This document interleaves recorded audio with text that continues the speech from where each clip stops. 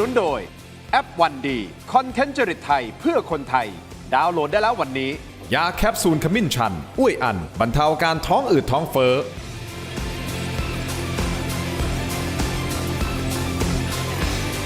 สวัสดีครับถกไม่เถียงวันจันทร์ที่ 29 มิถุนายน 2569 ผมวารินทร์ สัจเดลวันนี้รับหน้าที่แทนคุณทินโชคกมลกิจ1 วันนะครับกับวันที่เพิ่งจะผ่านพ้นการเลือกตั้งกรุงเทพมหานครนะครับผู้ว่ากทมรวมถึงที่พัทยาก็มีการเลือกตั้งกันเกิดขึ้นด้วยเช่นเดียวกันนะครับในวันเดียวกันซึ่ง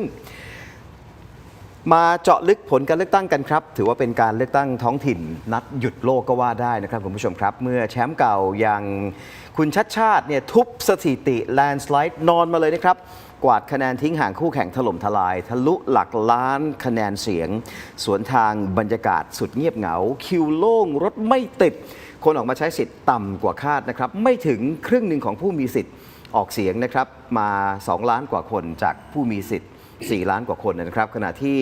ค่ายส้มเนี่ยพรรคประชาชนก็เจอกับวิกฤตแพ้ราบคาบครับทั้ง2 สนามใหญ่เลยนะครับพ่ายยับทั้งผู้ว่ากทมและนายกเมืองพัทยาในวันเดียวกันเลยครับ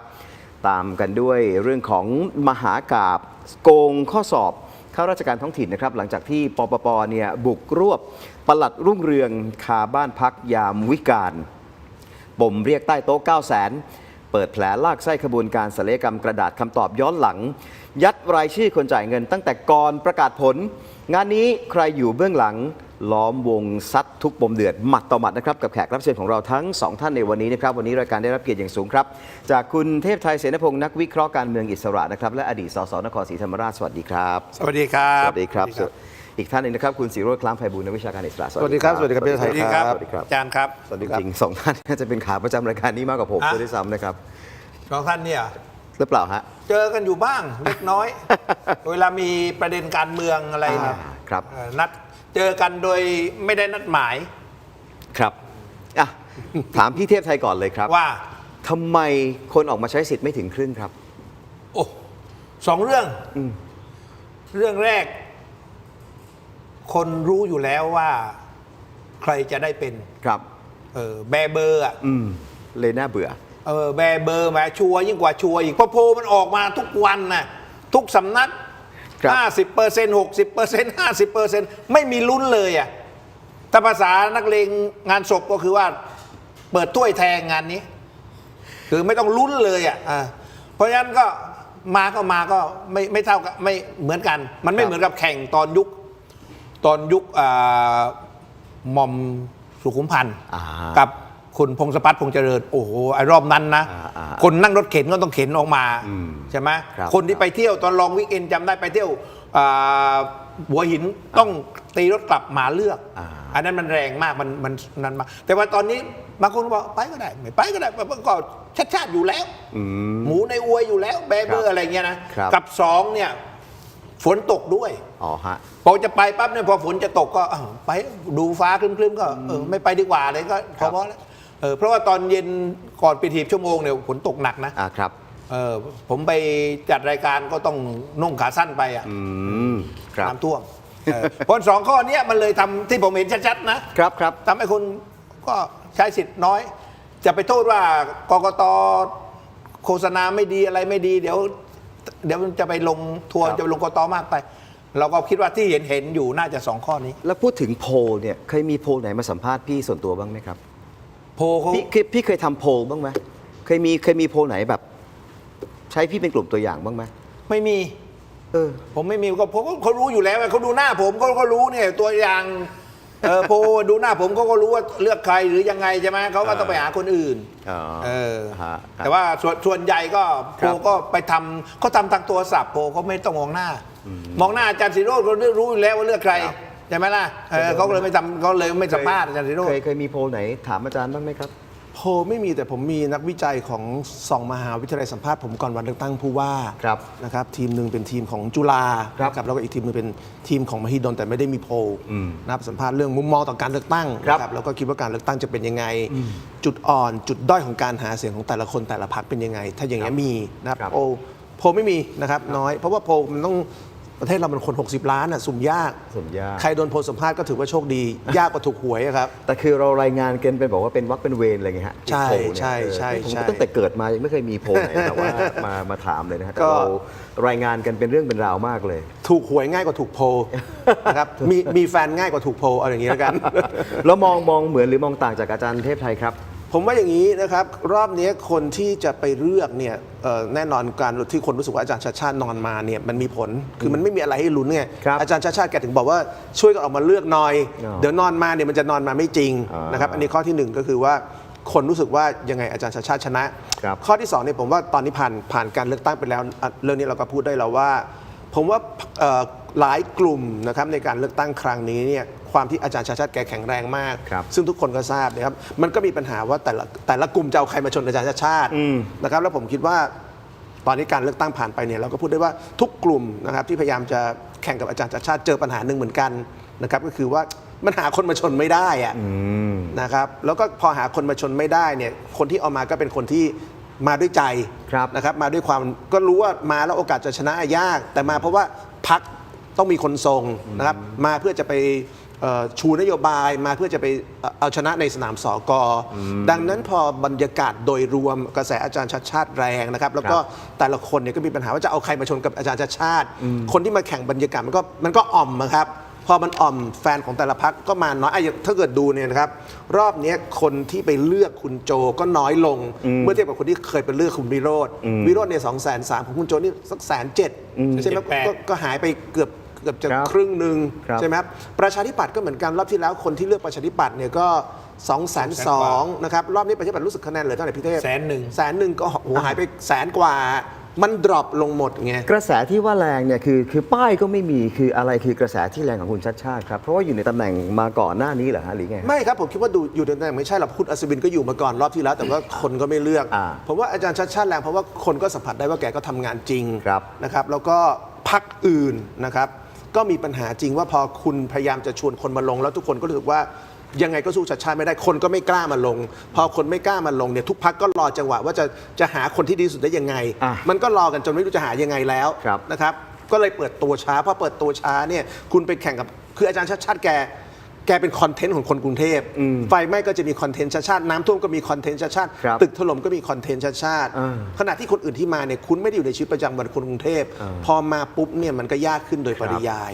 ก็มาดูอินโฟกันหน่อยนะครับสำหรับผู้ที่มาใช้สิทธิ์เนี่ยนะครับอย่างที่ผมบอกครับผู้มีสิทธิ์เลือกตั้งเนี่ย4,420,8,646 สิทธิ์นะครับแต่ว่ามาใช้สิทธิ์กันนะครับเพียงแค่ 2,1,738 ไม่ถึง 50% ด้วยซ้ำนะครับและที่ศูนย์การค้าสเตเดียมวันเมื่อคืนที่ผ่านมานะครับคุณชัดชาติสิทธิพันธ์ว่าที่ผู้ว่าสมัยที่2นะครับคนที่ 17 สมัยที่2เนี่ยก็จัดงานแถลง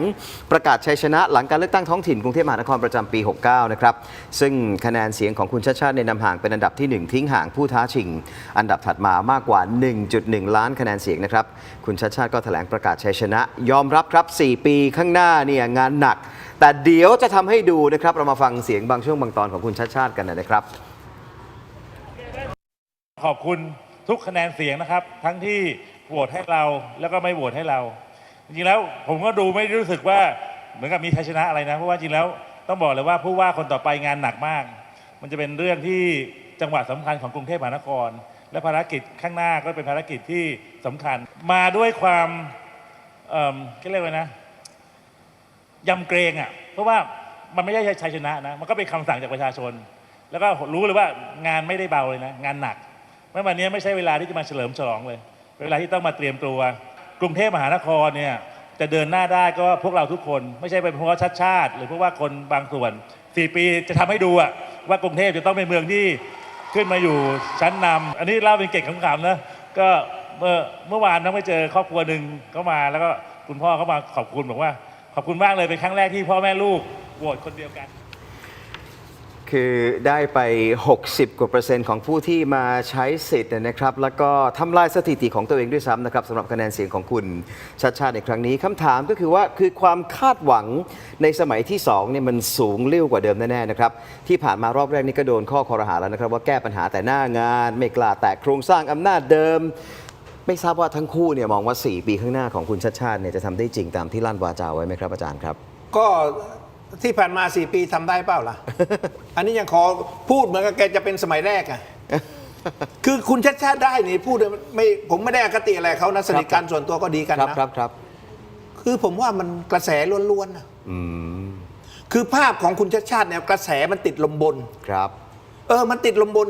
คือผมยังไม่เห็นว่าคนที่เลือกคุณชัดชาติเนี่ยพอใจอะไร ผมถามผลงาน4 ปีที่ผ่านมาเนี่ยผมจนถึงที่คนสนใจการเมืองผมยังนึกไม่ออกนะว่าคุณชัดชาติทำอะไรที่เป็นชิ้นเป็นอันที่บอกคนบอกโอ้โหนี่แหละคือผลงานคุณชัดชาติ ผมยังไม่นึกไม่ออกอะนะ วิ่ง วิ่ง ผม ที่แรก เห็น ภาพแรกก็คือ วิ่ง ถือถุงแกง ออก ใส่เสื้อกล้าม กำลังกายนุ่งกางเกงบอลเดินเท้าเปล่า และสุภาพบุรุษที่ ครับ เข้มแข็งที่สุดในปัตตภี ปัตตภี เห็นไหมคนก็ติด แล้วจนถึงวันนี้เนี่ย ผมก็ยังไม่เห็นเอาตอนนี้ที่หาเสียงเนี่ยนะครับ ผู้สมัครทุกคนผมยังไม่เห็นนโยบายของใครที่มันเด่นจนคนว่ากูต้องเลือกนโยบายนี้ขนาดของเจ๊ติ่งผมเนี่ยนะ 14 ข้อเนี่ยแกคิดเอาเท่ากับเบอร์ของแกไงแกได้เบอร์ 14 แกก็คิดว่าได้ 14 ข้อจนผมยังไม่รู้ว่าแกได้อะไรแกก็พูดกันจะใช้ AI ในการแต่ว่าคนเลือกอันดับ2เห็นไหม ครับ คือผมดูนะอาการของปรากฏการณ์ที่ผมเกิดขึ้นเอาอย่างเงี้ยรอบนี้นะปรากฏการณ์ที่เกิดขึ้นนะอันดับแรกเนี่ยเห็นได้ชัดว่าคนเบื่อ ครับ แล้วก็คนก็มาใช้สิทธิ์น้อย 49 สอบตกอ่ะไปถึง 50เนี่ยสอบตก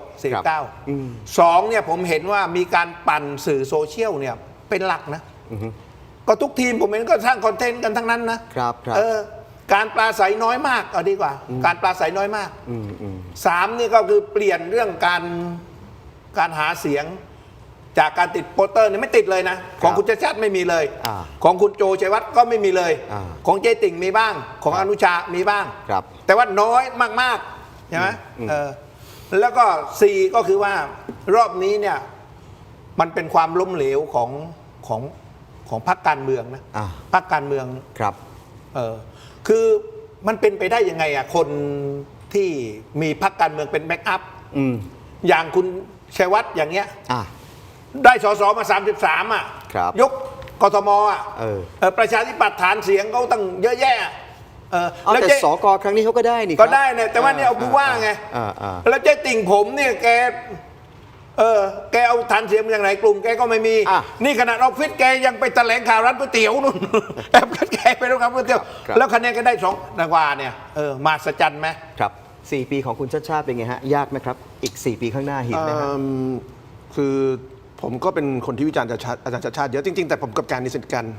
มีไลน์นะครับพี่ต่ออากงนี่นะครับผมวิจารณ์เยอะมากจนแกอยากเจอผมก่อนวันเลือกตั้งเหรอฮะครับแต่ว่าผมก็ต้องวิจารณ์อย่างนี้ว่าผมคิดว่ามีปัญหาที่อาจารย์ชัดชาติยังแก้ไม่ได้เยอะนะครับอย่างเช่นเรื่องการแก้ปัญหาคอร์รัปชันเนี่ยยังแก้ไม่ได้นะครับแล้วก็ปัญหาการเคลียร์นะครับกลุ่มที่ยังทำมาหากินในกทมผมว่ายังมีปัญหาจริงแต่ว่าส่วนที่แกทำงานได้ดีก็มีนะผมคิดว่าส่วนหนึ่งที่คนเลือกแกเพราะคนรู้สึกว่าไอ้สิ่งที่แกเรียกว่าเส้นเลือดฝอยเนี่ยคนจับต้องได้นะครับผมเนี่ยวิจารณ์แกนะครับแล้วก็อย่างที่เล่าไปว่าวิจารณ์จนฟินนะครับเอกวรัญยูเนี่ยอาจารย์วิจารณ์ทีมผมเยอะจนพี่ต่อเขาอยากเจออาจารย์แล้วนะเขาเขาอยากจะคุยกับอาจารย์นะครับคือผมวิจารณ์เยอะมากแต่ว่าพอผ่านการเลือกตั้งไปเนี่ยเมื่อแกคะแนนออกมาแบบนี้ผมคิดว่าสิ่งที่แกทำเรื่องเส้นเลือดฝอยเนี่ยคนกรุงเทพจับต้องได้นะครับเช่นปัญหาน้ำท่วมถามว่าทุกวันนี้ท่วมไหมท่วมแต่ทุกคนที่บ่นว่าน้ำท่วมก็บอกว่ามันลงเร็วกว่าเดิมเนี่ยมันผมคิดว่าแกได้จากสิ่งที่เรียกว่ามันมีพัฒนาการครับปัญหาแก้ไม่ได้หมดแต่ว่าถามว่าพัฒนาการมีไหมมีแต่เรื่องที่ไม่ควรทำมีไหมก็มีอย่างเช่นผมก็อึดอัดเวลาฟังอาจารย์ทวิดาอาจารย์แก้วเนี่ยซึ่งก็รู้จักกันดีเพราะว่าเป็นพวกรัฐศาสตร์ธรรมศาสตร์ด้วยกันนะครับตอนแกเริ่มเข้ามาสอนที่ธรรมศาสตร์ก็เห็นตอนที่แกมาสัมภาษณ์งานนะครับอาจารย์แก้วเนี่ยแกชอบพูดเรื่องตัวเลขเยอะนะครับซึ่งผมเนี่ยอึดอัดเพราะผมรู้สึกว่าหลายครั้งแกพูดเรื่องตัวเลขในแบบที่เอาตัวเลขมาโชว์โดยที่มันไม่ได้เร็วๆความจริงเช่นนะครับผมชอบไปกรุงเทพสีเขียวแต่ผมไม่ชอบที่กทมเนี่ยนับความเขียวของกทมนะครับโดยการเอาพื้นที่ประเภท0 15 นาทีประเภท10 ตารางเมตรมานับผมรู้สึกว่าอันนี้เหลี่ยมเกินไปนะครับถ้าสวน10 ตารางเมตรคุณอย่ามานับว่าเป็นพื้นที่สีเขียวหมาดิ้นตายยังไม่ได้อย่างเงี้ยไอ้ที่ปลูกต้นไม้ตามสะพานลอยก็เอามานับเป็นพื้นที่สีเขียวผมว่าอย่างเงี้ยผมว่าไม่ควร นะครับ เดี๋ยวเราพักสักครู่นะครับช่วงหน้ายังจะกลับมาหาคำตอบกันอยู่นะครับมีการพูดถึงลำดับที่ 2-3 กันแล้วนะครับว่าเกิดอะไรขึ้นทำไมพรรคประชาชนซึ่งสมัยเลือกตั้งระดับประเทศเนี่ยมาแรงมากในกทมเกิดอะไรขึ้นนะครับทำไมดรโจเนี่ยถึงแพ้ผู้ที่มาทีหลังอย่างดรมาริกานะครับเดี๋ยวกลับมาวิเคราะห์กันต่อกับทั้งสองท่านครับพักสักครู่ครับ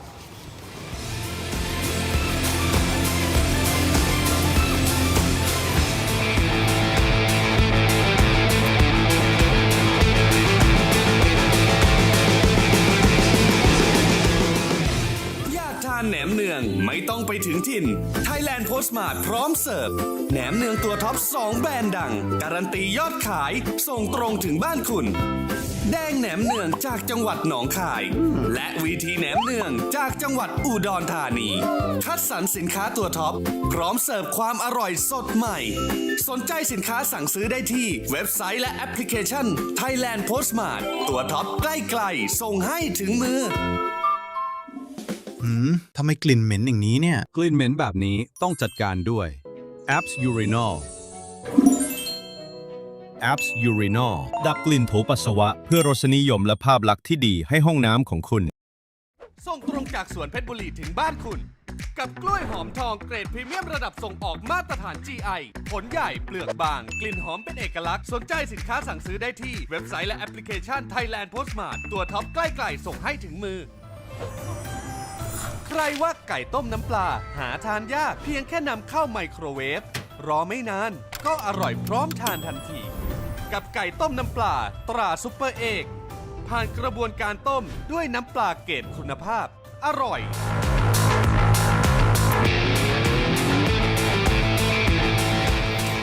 กลับมาถกไม่เถียงกันต่อนะครับวันนี้ผมวารินอยู่กับคุณสีโรจน์และคุณเทพไทยนะครับคือดูจากตัวเลขผลของการเลือกตั้งที่ออกมาแล้วเนี่ยนะครับก็อาจจะพูดได้เต็มปากเลยไหมครับว่าไม่ว่าจะผลโพลกี่สำนักที่ออกมานะครับสำรวจอีกกี่ครั้งเนี่ยก็ต้องยอมรับนะครับว่าแชมป์เก่าเนี่ยเขาไม่เคยหลุดโผเลยนะครับแต่ว่าไฮไลท์ที่น่าสนใจเนี่ยมันต้องจับตาดูให้ดีนะครับคือเดี๋ยวจะถามทั้งสองท่านนะครับว่ามองอย่างไรบ้างว่าดูสิครับอันดับ 2 กับอันดับที่ 3 นะครับคุณชัยวัฒน์เนี่ยเปิดตัวมาก่อนแล้วก็มีพรรคสังกัดด้วยซ้ำนะครับแล้วก็เป็นพรรคที่ป๊อปปูล่าในกรุงเทพมหานครด้วยนะครับแต่คะแนนเนี่ยยังแพ้ดรมาริกานะครับเนี่ย176,000 กว่าคะแนนกับ 288,000 กว่าคะแนนนะครับเพราะว่ารอบนี้เนี่ยผู้สมัครอิสระอย่างดรมาริกาบุญมีตระกูลมหาสุขนั้นทำคะแนนเบียดดรโจชัยวัฒน์สถาวรวิจิตรจากพรรคประชาชนร่วงลงไปอยู่อันดับที่ 3 แทบจะเกือบทุกเขตเลยนะครับแต่ถึงคะแนนจะแซงดรโจร่วงนะครับดรมาริกาเนี่ยก็ยังพูดไว้อีกนะครับว่าคะแนนที่มาอันดับที่2เนี่ยนี่ยังต่ำกว่าที่คาดหมายนะครับเพราะว่าเธอทำยุทธศาสตร์มาเนี่ยเพื่อชนะนะครับขิงขนาดนี้ไปฟังเสียงเจ้าตัวกันเลยดีกว่านะครับลองดูฮะมี2 เรื่องที่อยากจะบอกก็คือขอบคุณทุกๆคนที่มอบคะแนนเสียงซึ่งเป็นพลังงานบริสุทธิ์ให้แต่อันที่2ก็คือก็ขอแสดงความยินดีถ้าเกิดนะคะคะแนนผลชนะโหวตนั้นจะเป็นอาจารย์ชัชชาติหรือจะเป็นผู้ใดก็ตามคือได้มีการประกาศตั้งแต่ต้นแล้วนะคะว่าถ้าใครจะใช้มาริกาต้องใช้วันนี้ชัดเจนว่า4 ปีไม่กลับมาสนามนี้แล้วใช่ไหมเพราะสนามใหญ่ก็ทิ้งมาแล้วณเวลานี้นะคะเราก็ทำเต็มที่แล้วนะคะและขณะเดียวกันเนี่ยเราก็มีความตั้งใจในการที่จะประกาศประวัติตัวเต็มที่แล้วนะคะแล้วก็หลังจากนี้ก็คงจะต้องไปทำหน้าที่ของตนเองใช่ค่ะถ้าเกิดพูดถึงเรื่องความคาดหมายเนี่ยต่ำกว่าการคาดหมายไปนิดนึงแต่ขณะเดียวกันถ้าถามว่าเทียบกับคนอื่นที่เป็นคะแนนรองลงไปเนี่ยทุกคนอาจจะมีความรู้สึกตกใจหรือเซอร์ไพรส์หรืออะไรก็ตามแต่จริงๆแล้วเนี่ยเราทำยุทธศาสตร์ในลักษณะที่ว่าเราทำยุทธศาสตร์ไม่ได้ต้องการยุทธศาสตร์ที่2แต่ว่าเราทำยุทธศาสตร์เพื่อชนะนะคะเพื่อชนะแต่ว่าถ้าเกิดผลคะแนนออกมาอย่างไรเราก็ต้องจำเป็นต้องยอมรับครับคือ4 ปีข้างหน้าเนี่ยเธอไม่ได้มาฮะเธอจะส่ง AI ของเธอมาลงแทนหรือเปล่าฮะ แกบอกต่ำกว่าความคาดหมายนี่เป็นการตบหน้าพรรคประชาชนอย่างเจ็บปวดที่สุดไหมครับใช่แกบอกว่าแกที่เนี่ยผลเนี่ยต่ำกว่าแกคาดหมายแกหวังว่าจะได้ แต่ว่าโดยคนทั่วไปเนี่ยคนทั่วไปคิดว่าเหนือความคาดหมายมากสำหรับผมคือผมก็ไม่ได้คิดนะพูดจริงๆนะครับแล้วสื่อต่างๆก็ไม่ได้คิดด้วยเพราะว่าเวลาเขาจัดดีเบตเนี่ยเราจะเห็นว่ากลุ่ม3 คนเนี่ยส่วนใหญ่จะเป็น3 คนคุณมาริกาเนี่ยเพิ่งได้เข้าเวทีดีเบตรวมกับเขาเนี่ยในช่วงโค้งสุดท้ายแล้วตอนที่โพลมันมาเยอะแล้ว คราวนี้เนี่ยคุณมัลลิกาผมว่าคนที่เลือกนะ ก็จากอารมณ์โซเชียลจริง ๆ นะเพราะว่าแกก็ไลฟ์ตลอดไปไหนแกก็ไป2-3 คนก็ไลฟ์อยู่เงี้ยแล้วคนกรุงเทพก็เสพสื่ออยู่แล้วครับพอเสพสื่อก็อินไป กับส่วนที่2ก็มีความรู้สึกว่า ก็ฝ่ายอนุรักษ์นิยมนะก็คุณอนุชาก็ไม่ได้ดังใจ แล้วก็ไม่คิดว่าจะชนะ นี่คือเสียงแตกในสลิมเหรอฮะ ก็แน่นอนนะเขาก็เลือกอ่ะใช่เขาก็คิดว่ายังไงเขาก็ต้อง ครับ เอาบางคนนี่ที่ผมรู้จักเนี่ยพอเลือกมัลลิกา ไม่ได้เลือกให้เป็นผู้ว่านะในฝ่ายอนุรักษ์นิยมนะเลือกให้ชนะส้มเพราะว่าคิดว่ามัลลิกาเนี่ยมีโอกาสชนะส้มมากกว่าอนุชาใช่ไหมก็เลือกไปเทไปเยอะมากเลยนะนี่มันเป็นอารมณ์อย่างนี้จริงๆนะคือยุคนี้สังคมมันจะพูดแรงไปสังคมไร้สติมันก็เกินไปนะแต่ว่ามันเป็นอย่างนั้นจริงๆนะแต่ว่าปรากฏการณ์สลิมเสียงแตกนี้ก็น่าสนใจพอผมฟังผมก็คิดว่าในรอบที่แล้วเนี่ยเสียงที่อาจจะเรียกว่าเป็นสลิมนะครับคือคนที่ไปเลือกประชาธิปัตย์นะครับไปเลือกคุณอัศวินขวัญเมืองนะครับแล้วก็อาจจะไปเลือกคุณสกลทีนับรอบที่แล้วเนี่ยคุณสุชาติชวีคุณสกลทีแล้วคุณอัศวินคะแนนรวมกัน600,000นะแต่รอบนี้นะครับซึ่งคะแนนรวมกันเทไปที่คุณติ่งเยอะมันเหลือแค่ประมาณ200,000 กว่าแสดงว่าจำนวนของสลิมก็หายไปเยอะนะหายไปครึ่งนึงนะไม่รู้ว่าไม่ไปเลือกตั้งหรือไปเลือกชัดชาตินะผมว่าวันนี้สิ่งที่เราพูดได้คือว่านะครับอาจารย์ชัดชาติได้คะแนนเพิ่มซึ่งผมคิดว่าไหลจากทุกกลุ่มอย่างพูดตรงจริงคะแนนไม่ใช่ฐานคะแนนเสียงเดิมของเขาหรอครับเพราะว่าเขาก็ทำลายสถิติตัวเองแล้วก็ครั้งที่แล้วก็ล้านกว่าผมไม่แน่ใจแต่ผมคิดว่ามันมีคะแนนอื่นไปเติมนะครับการที่คะแนนเพิ่มก็คงจะมีคะแนนอื่นไปเติมเช่นคือเราปฏิเสธว่าไม่ได้ว่าในแง่การเมืองในคนที่ชอบประชาธิปไตยเขาชอบทั้งชัดชาติทั้งพรรคประชาชนมันถึงมีบางคนว่างั้นเลือกชัดชาติไปเป็นผู้ว่าเลือกพรรคประชาชนไปเป็นสภากทมหลายคนก็พูดอย่างนี้เพราะฉะนั้นคนที่ชอบพรรคประชาชนบางคนก็บอกว่าโอเคเมื่อเทียบคนที่ตัวเองชอบอย่างของพรรคอย่างโจชัยวัฒน์กับอาจารย์ชัดชาติซึ่งภาพลักษณ์ก็ไม่ได้เสียหายในมุมประชาธิปไตยเนี่ยก็ต้องไปเทียบกันว่าในภาพแบบประชาธิปไตยซึ่งไม่เสียหายทั้งคู่เนี่ยคนไหนที่ได้แสดงความสามารถในการบริหารมากกว่าผมว่าโจทย์วันนี้มันก็เลยเป็นโจทย์ว่าอาจารย์ชัดชาติได้คะแนนจากทุกกลุ่มนะครับไปนะครับสำหรับคนที่รู้สึกว่าอาจารย์ชัดชาติแสดงฝีมือในการบริหารได้มากกว่าคนอื่นแต่ผมว่าประเด็นน่าสนใจคือตรงนี้คือว่าเมื่อกี้พี่เทพไทยพูดว่ารอบนี้เป็นความล้มเหลวของพรรคการเมืองแต่ถ้าเราไปดูสภากทมมันคนละเรื่องใช่ไหมเพราะว่าพรรคอันดับหนึ่งเนี่ยคือพรรคประชาชน22 ที่นั่งนะครับซึ่งถือว่าเยอะแล้วก็ใน22 ที่นั่งเนี่ยถ้าสังเกตให้ดีเป็นคนใหม่ซะ16แปลว่าแข็งแรงมากในระดับกทมแล้วบางคนบอกว่ากทมมันสำคัญยังไงสำคัญเพราะว่าพรรคประชาชนในสภากทมมันโตอย่างต่อเนื่องไงแปลว่าวันนี้เขามีฐานระดับท้องถิ่นที่เหนียวแล้วนะก็อาจจะมีสิทธิ์ลุ้น4 ปีข้างหน้าใช่ถ้าเกิดส่งแคนดิเดตที่ใช่แล้วอย่าลืมว่าคราวนี้เนี่ยนะครับมันเกิดปรากฏการณ์ที่ผมว่ามันมีอย่างน้อย 3-4 พื้นที่ที่พรรคประชาชนเขาไปล้มบ้านใหญ่กทมได้นะครับอย่างเช่นเขตดินแดงนะครับไปล้มสุภาพสตรีท่านหนึ่งขออนุญาตไม่เอ่ยนามซึ่งเป็นบ้านใหญ่ขาประจำกทมในเขตดินแดงอีกเขตหนึ่งเนี่ยนะครับในเขตดอนเมืองด้วยนะครับที่พรรคประชาชนล้มอดีตเพื่อไทยคนหนึ่งนะครับที่เป็นคนล้มโครงการห้องเรียนปลอดฝุ่นของอาจารย์ชาติจำได้ไหมห้องเรียนปลอดฝุ่นของอาจารย์ชาติถูกล้มโดยสกเพื่อไทยซึ่งพรรคประชาชนรอบนี้ล้มสุภาพสตรีคนนั้นได้หรือว่าอีกเขตหนึ่งรู้สึกเป็นทุ่งครุหรือเปล่าชนะคุณสวัยนี่เป็นรองประธานสภากทมซึ่งได้คะแนนสูงสุดในการเลือกตั้ง65รอบนี้แพ้เด็กใหม่ของพรรคประชาชนนั้นมันมี5 เขตที่สภากทมเนี่ยพรรคประชาชนเนี่ยเอาพวกบ้านใหญ่ลงแล้วผมว่ามันสำคัญนะครับเพราะว่ากทมมีบ้านใหญ่นะครับแล้ววันนี้เราก็เห็นว่าบ้านใหญ่กทมกลุ่มที่รอดมาเนี่ยเขาประกาศกันแล้วนะครับว่าเขาจะดีลกับกลุ่มคนทำงานกลุ่มอิสระเทียมนะครับที่อากงไปจัดตั้งไปดีลกันมาเนี่ยนะครับแล้วก็จะยึดสภากทมคือตัวเองไม่ชนะแต่จะดีลกับกลุ่มคนทำงานที่หนุนอาจารย์ชัดชาติใช้สีเขียวเป็นชัดชาติแล้วจะยึดสภากทมกันทั้งที่ตัวเองไม่ชนะอันดับ1แล้วสภากทมเงินมัน100,000 ล้านคือบ้านใหญ่อย่าคิดว่ามีปัญหาแค่คนต่างจังหวัดในกทมบ้านใหญ่ก็กลางกำเริบแล้วพรรคประชาชนเนี่ยเขาได้22 ที่นั่งแต่คุณจะยึดสภากทมจากเขาเดี๋ยวเราคุยเรื่องอากงกันต่อนะครับแต่ว่าตอนนี้ผมเชื่อหลายๆคนเกิดคำถามว่าทำไมคะแนนนิยมในระดับชาติของพรรคส้มที่เคยได้สสกทมถล่มทลายเนี่ยนะครับถึงไม่สามารถถ่ายโอนไปให้ดร.โจได้เลยนะครับผลการเลือกตั้งที่ออกมาเนี่ยทำเอาพรรคส้มเนี่ยต้องออกมายืนแถลงกันแบบหน้าเศร้าคอตกกันเลยทีเดียวนะครับทางด้านของหัวหน้าเท้งณัฐพงศ์เนี่ยก็ออกมาแถลงว่าขอให้มองผลสำเร็จของพรรค มากกว่าผลลัพธ์แพ้ชนะนะครับหลังจากที่ถูกถามว่าจะทบทวนตัวเองหรือเปล่า เป็นหัวหน้าพักมา 2-3 สนามเนี่ยแต่ไม่ประสบความสำเร็จเลยสักสนามนะครับไปฟังเสียงคุณเท้งกันก่อนเลยนะครับ ผมอยากให้มองผลสำเร็จของการทำงานการเมืองของพวกเรามากกว่าตัวเลขหรือว่าผลลัพธ์จากการเลือกตั้งแต่ละสนามนะครับจริงๆต้องบอกก่อนว่าเราไม่ได้ปฏิเสธว่าผลลัพธ์ที่ออกมาเนี่ยเท่ากับว่าเรายังไม่ได้มีอำนาจเข้าไปบริหารกรุงเทพมหานครแต่อยากเชิญชวนทุกคนนะครับมองย้อนกลับไปหลายปีที่ผ่านมาเนี่ยจริงๆการทำงานของพวกเราสามารถผลักดันวาระที่ก้าวหน้าหลายๆอย่างให้กับสังคมไทยได้นะครับลองคิดในมุมกลับกันว่าถ้าไม่มีขบวนการสีส้มไม่มีพรรคอนาคตใหม่ในวันนั้นไม่มีคนธรรมดาอาสามาทำงานการเมืองจนเดินทางมาถึงในวันนี้เนี่ยเราจะสามารถผลักดันกฎหมายที่ก้าวหน้าให้กับสังคมไทยจนมาถึงในปัจจุบันได้หรือไม่รวมถึงงบประมาณในกองทุนประกันสังคมต่างๆเงินของประชาชนอีกหลายส่วนนะครับที่ยังเป็นเงินนอกงบประมาณอย่างเช่นในกองทุน DE จะมีคนที่เข้ามาตรวจสอบเรื่องนี้อย่างจริงจังจุดประเด็นเรื่องนี้ในสังคมหรือไม่นะครับเพราะนั้นผมมองว่าในส่วนของพรรคประชาชนเองเนี่ยเรามองผลสำเร็จนะครับของการทำงานของการเมืองของพวกเราเนี่ยก็คือการผลักดันวาระที่ก้าวหน้าให้กับสังคมนะครับในส่วนของสนามกทมเองเมื่อกี้ทางคุณวิจารณ์เองคุณชัยวัฒน์เองก็ได้ตอบไปเยอะแล้วครับพวกเรามองว่าก็ยังพร้อมที่จะเดินหน้าทำงานนะครับวาระที่ก้าวหน้าให้กับเมืองต่อรวมถึงการผลักดันในสนามการเมืองระดับประเทศด้วยคุณศิโรจน์ครับ ครับ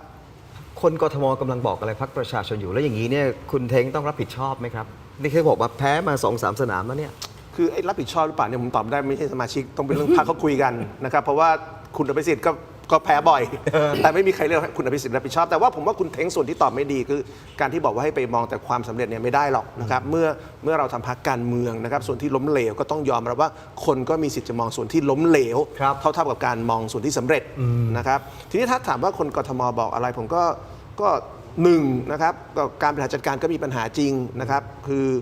เท่าที่ผมทราบนะครับทั้งสองพรรคนะครับทั้งพรรคประชาชนและพรรคประชาธิปัตย์เนี่ยเขาพยายามจะหาผู้สมัครอย่างเต็มที่อย่างที่บอกไปที่จะสู้อาจารย์ชัดชาติได้นะครับแต่ว่าทุกคนที่ทั้งสองพรรคได้ไปชวนนะครับก็ประเมินคล้ายๆกันว่าอาจารย์ชัดชาติแรงนะครับดังนั้นทั้งพรรคประชาชนและประชาธิปัตย์เนี่ยเขาก็เจอปัญหาว่าชวนใครมาลงเนี่ยไม่ค่อยมีใครกล้ามา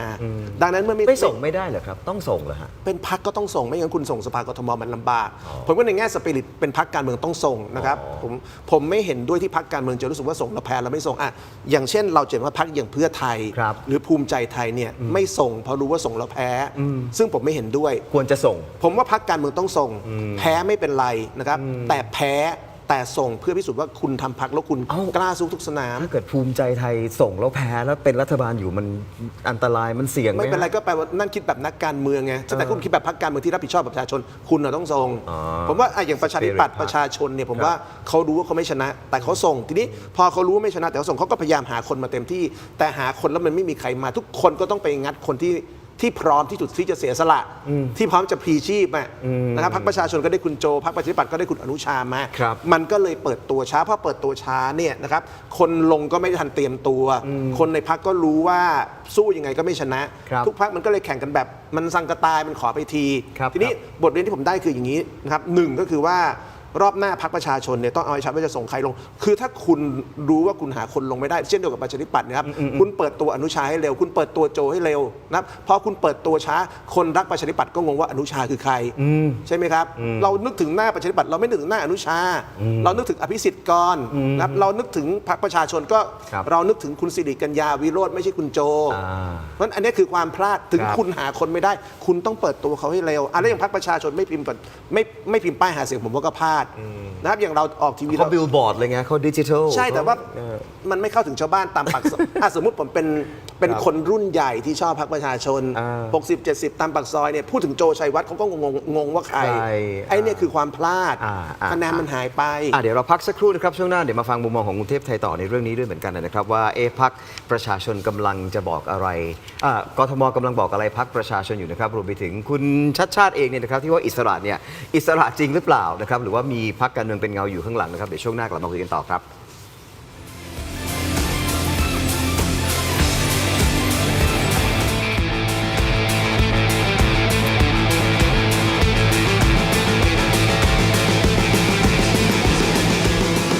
ฉลองครบรอบ 5 ปี ถกไม่เถียงแฟนรายการตัวจริงห้ามพลาดกับบ็อกเซตสุดพรีเมียมคุ้มสุดๆเพียง 799 บาทคุณจะได้รับไอเทม 4 รายการ 1. เสื้อรุ่นประวัติศาสตร์ 2. ลายเซ็นจากผมถิ่นโชคกมลกิจ 3. ยาดมสมุนไพรอุ้ยอันโอสถรุ่น Limited Edition และ 4. สติกเกอร์เซ็ตสุดกวนเอาไปแปะให้สะใจสั่งซื้อด่วนวันนี้ส่งฟรีได้ร่วมทำบุญกับมูลนิธิบ้านพระพรรีบหยิบมือถือขึ้นมาสแกน QR Code บนหน้าจอตอนนี้ได้เลยช้าหมดอดแน่นอน น้องฝันดีเป็นกระต่ายน้อยที่รักการร้องเพลงเป็นชีวิตจิตใจน้องฝันดีซ้อมร้องซ้อมเต้นทุกวันอย่างไม่เคยเหน็ดเหนื่อยแต่แล้วเรื่องไม่คาดฝันก็เกิดขึ้นก่อนวันแข่งเพียงวันเดียวยามีในขณะที่ความหวังกำลังจะหมดไปน้องฝันดีก็มองเห็นบางสิ่งพี่คิดดีเราร้องเพลงไม่ได้แต่เรายังเต้นได้นี่นาและลำดับต่อไปขอเชิญพบกับน้องฝันดีครับน้องฝันดีจะทำอะไรน่ะเธอไม่ได้มาร้องเพลงหรอกหรอว้าวถึงจะร้องเพลงไม่ได้แต่น้องฝันดีก็เปลี่ยนวิกฤตให้เป็นการแสดงที่ยอดเยี่ยมพร้อมกับเพื่อนๆของเธอด้วยความคิดสร้างสรรค์อันน่าทึ่งทำให้น้องฝันดีได้รับรางวัลไปครองและที่สำคัญที่สุดเธอยังได้เรียนรู้บทเรียนอันมีค่าอีกด้วยเมื่อแผนหนึ่งไม่สำเร็จเราก็สร้างแผนใหม่ได้เสมอค่ะอย่ายอมแพ้นะครับจำไว้นะคะเด็กๆทุกปัญหามีทางออกเสมอขอแค่เราไม่ยอมแพ้ดูนิทานย้อนหลังอ่านอีบุ๊กสนุกๆทำตารางเรียนออนไลน์ฟรีค้นพบโลกแห่งจินตนาการไร้สิ้นสุดได้ที่ herodigital.com/kidsfun แล้วเจอกันนะน้องฝันดีเป็นกระต่ายน้อยที่รักการร้องเพลงเป็นชีวิตจิตใจน้องฝันดีซ้อมร้องซ้อมเต้นทุกวันอย่างไม่เคยเหน็ดเหนื่อยแต่แล้วเรื่องไม่คาดฝันก็เกิดขึ้นก่อนวันแข่งเพียงวันเดียวยามีในขณะที่ความหวังกำลังจะหมดไปน้องฝันดีก็มองเห็นบางสิ่งพี่คิดดีเราร้องเพลงไม่ได้แต่เรายังเต้นได้นี่นาและลำดับต่อไปขอเชิญพบกับน้องฝันดีครับน้องฝันดีจะทำอะไรน่ะเธอไม่ได้มาร้องเพลงหรอกหรอว้าวถึงจะร้องเพลงไม่ได้แต่น้องฝันดีก็เปลี่ยนวิกฤตให้เป็นการแสดงที่ยอดเยี่ยมพร้อมกับ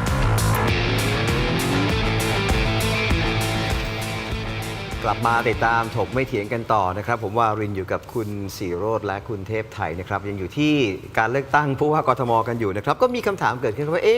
ดร.โจเนี่ยเรียบร้อยเกินไปหรือเปล่าพรรคประชาชนเนี่ยเดินหมากผิดหรือเปล่านะครับสำหรับกลยุทธ์ในการวางตัวผู้สมัครผู้ว่าในสนามเลือกตั้งไหนๆก็ตามเนี่ยนะครับไม่ว่าจะเป็นระดับประเทศหรือระดับกทมเนี่ยใครๆก็รู้ว่ามันเป็นสมรภูมิที่ต้องใช้พลังงานเนี่ยสูงมากผู้สมัครต้องมีความจัดจ้านมีสีสันต้องลงพื้นที่แบบถึงลูกถึงคนและต้องสร้างกระแสเก่งนะครับดูอย่างอาจารย์ชัดชาติหรือดร.มลิกานะครับแต่พอมาดูดร.โจชัยวัฒน์สถาพรวิจิตรซึ่งเป็นคาแรคเตอร์สายวิชาการสุภาพเรียบร้อยนิ่มนวลดูค่อนข้างจะ introvert ซะด้วยซ้ำนะครับมันขัดกับคาแรคเตอร์ของการลงสมัครผู้ว่ากทมหรือเปล่านะครับการที่พรรคประชาชนคัดคนแบบนี้เนี่ยมาลงสมัครเนี่ยถือว่าเป็นการเดินหมากที่ผิดพลาดตั้งแต่ต้นเลยหรือเปล่านะครับเดี๋ยวมาฟังคุณเทพไทยพูดเรื่องนี้กันหน่อยแต่ว่าไปฟังเสียงดร.โจบางช่วงบางตอนกันก่อนเลยครับแล้วก็ขอขอบคุณคนที่ลงคะแนนเสียงให้กับผมนะครับแล้วก็ลงคะแนนเสียงให้กับสก.ของพรรคประชาชนด้วยนะครับที่ขาดไม่ได้เราขอแสดงความยินดีครับกับอาจารย์ชัดชาตินะครับในฐานะผู้ว่ากรุงเทพมหานครในสมัยที่2ตั้งแต่เข้ามาในพรรคก้าวไกลเนี่ยผมก็ไม่เคยยึดถือกับตำแหน่งนะครับไม่เคยเรียกร้องกับตำแหน่งใดๆนะครับตอนนี้ก็ยังมีตำแหน่งรองหัวหน้าพรรคฝ่ายต่างประเทศอยู่แล้วก็ยังมีงานที่เกี่ยวข้องกับงานสภาต่างๆเช่นงานกรรมาธิการที่ผมสามารถเข้าไปมีบทบาทช่วยสนับสนุนการทำงานของพรรคได้นะครับรวมถึงการผลักดันนะครับสนับสนุนให้นโยบายที่เกี่ยวข้องกับกรุงเทพมหานครที่เราได้นำเสนอไปในการเลือกตั้งครั้งนี้นะครับได้เห็นออกมาเป็นผลเป็นรูปธรรมนะครับเหมาะไหมฮะคาแรคเตอร์แบบนี้เป็นไงฮะคือ การเมืองระดับชาติกับการเมืองท้องถิ่นเนี่ยมันคนละบริบทกันเนาะอันนี้ก็ต้องเข้าใจ เพราะว่าการเมืองระดับชาติเนี่ยมันมีตำแหน่งนายกเนี่ยเป็นเดิมพันเพราะฉะนั้นเวลาอารมณ์คนจะเลือกถามว่าทำไมตอนเลือกตั้งใหญ่เนี่ยส้มมันมาเยอะกรุงเทพเทให้หมดบางจังหวัดเนี่ยไม่รู้จักผู้สมัครก็เทให้เพราะเขาคาดหวังว่าอยากจะให้อย่างยุคพิธาเนี่ยอยากจะให้พิธาเป็นนายกเทสมัครใครคุณส่งใครมาผมก็เลือกผมไม่รู้จักผมก็เลือกเพราะอยากให้พิธาเป็นนายกมีเดิมพันรอบนี้ก็อยากให้เท้งเป็นนายกก็เลือกไงแต่ว่าพอการเมืองท้องถิ่นมันมีปัจจัยอื่นเข้ามาเกี่ยวข้องด้วยอย่างเช่นตัวผู้สมัครเราก็ต้องยอมรับว่าเขามีข้อจำกัดในเรื่องหาตัวผู้สมัครและตัวผู้สมัครก็ไม่โดดเด่นจริงๆทั้งสองพรรคนะคือทั้งโจชัยวัฒน์และก็อนุชาเจมส์นะพอๆกันคู่นี้นะอึกอักการพูดจะคือดูแล้วมัน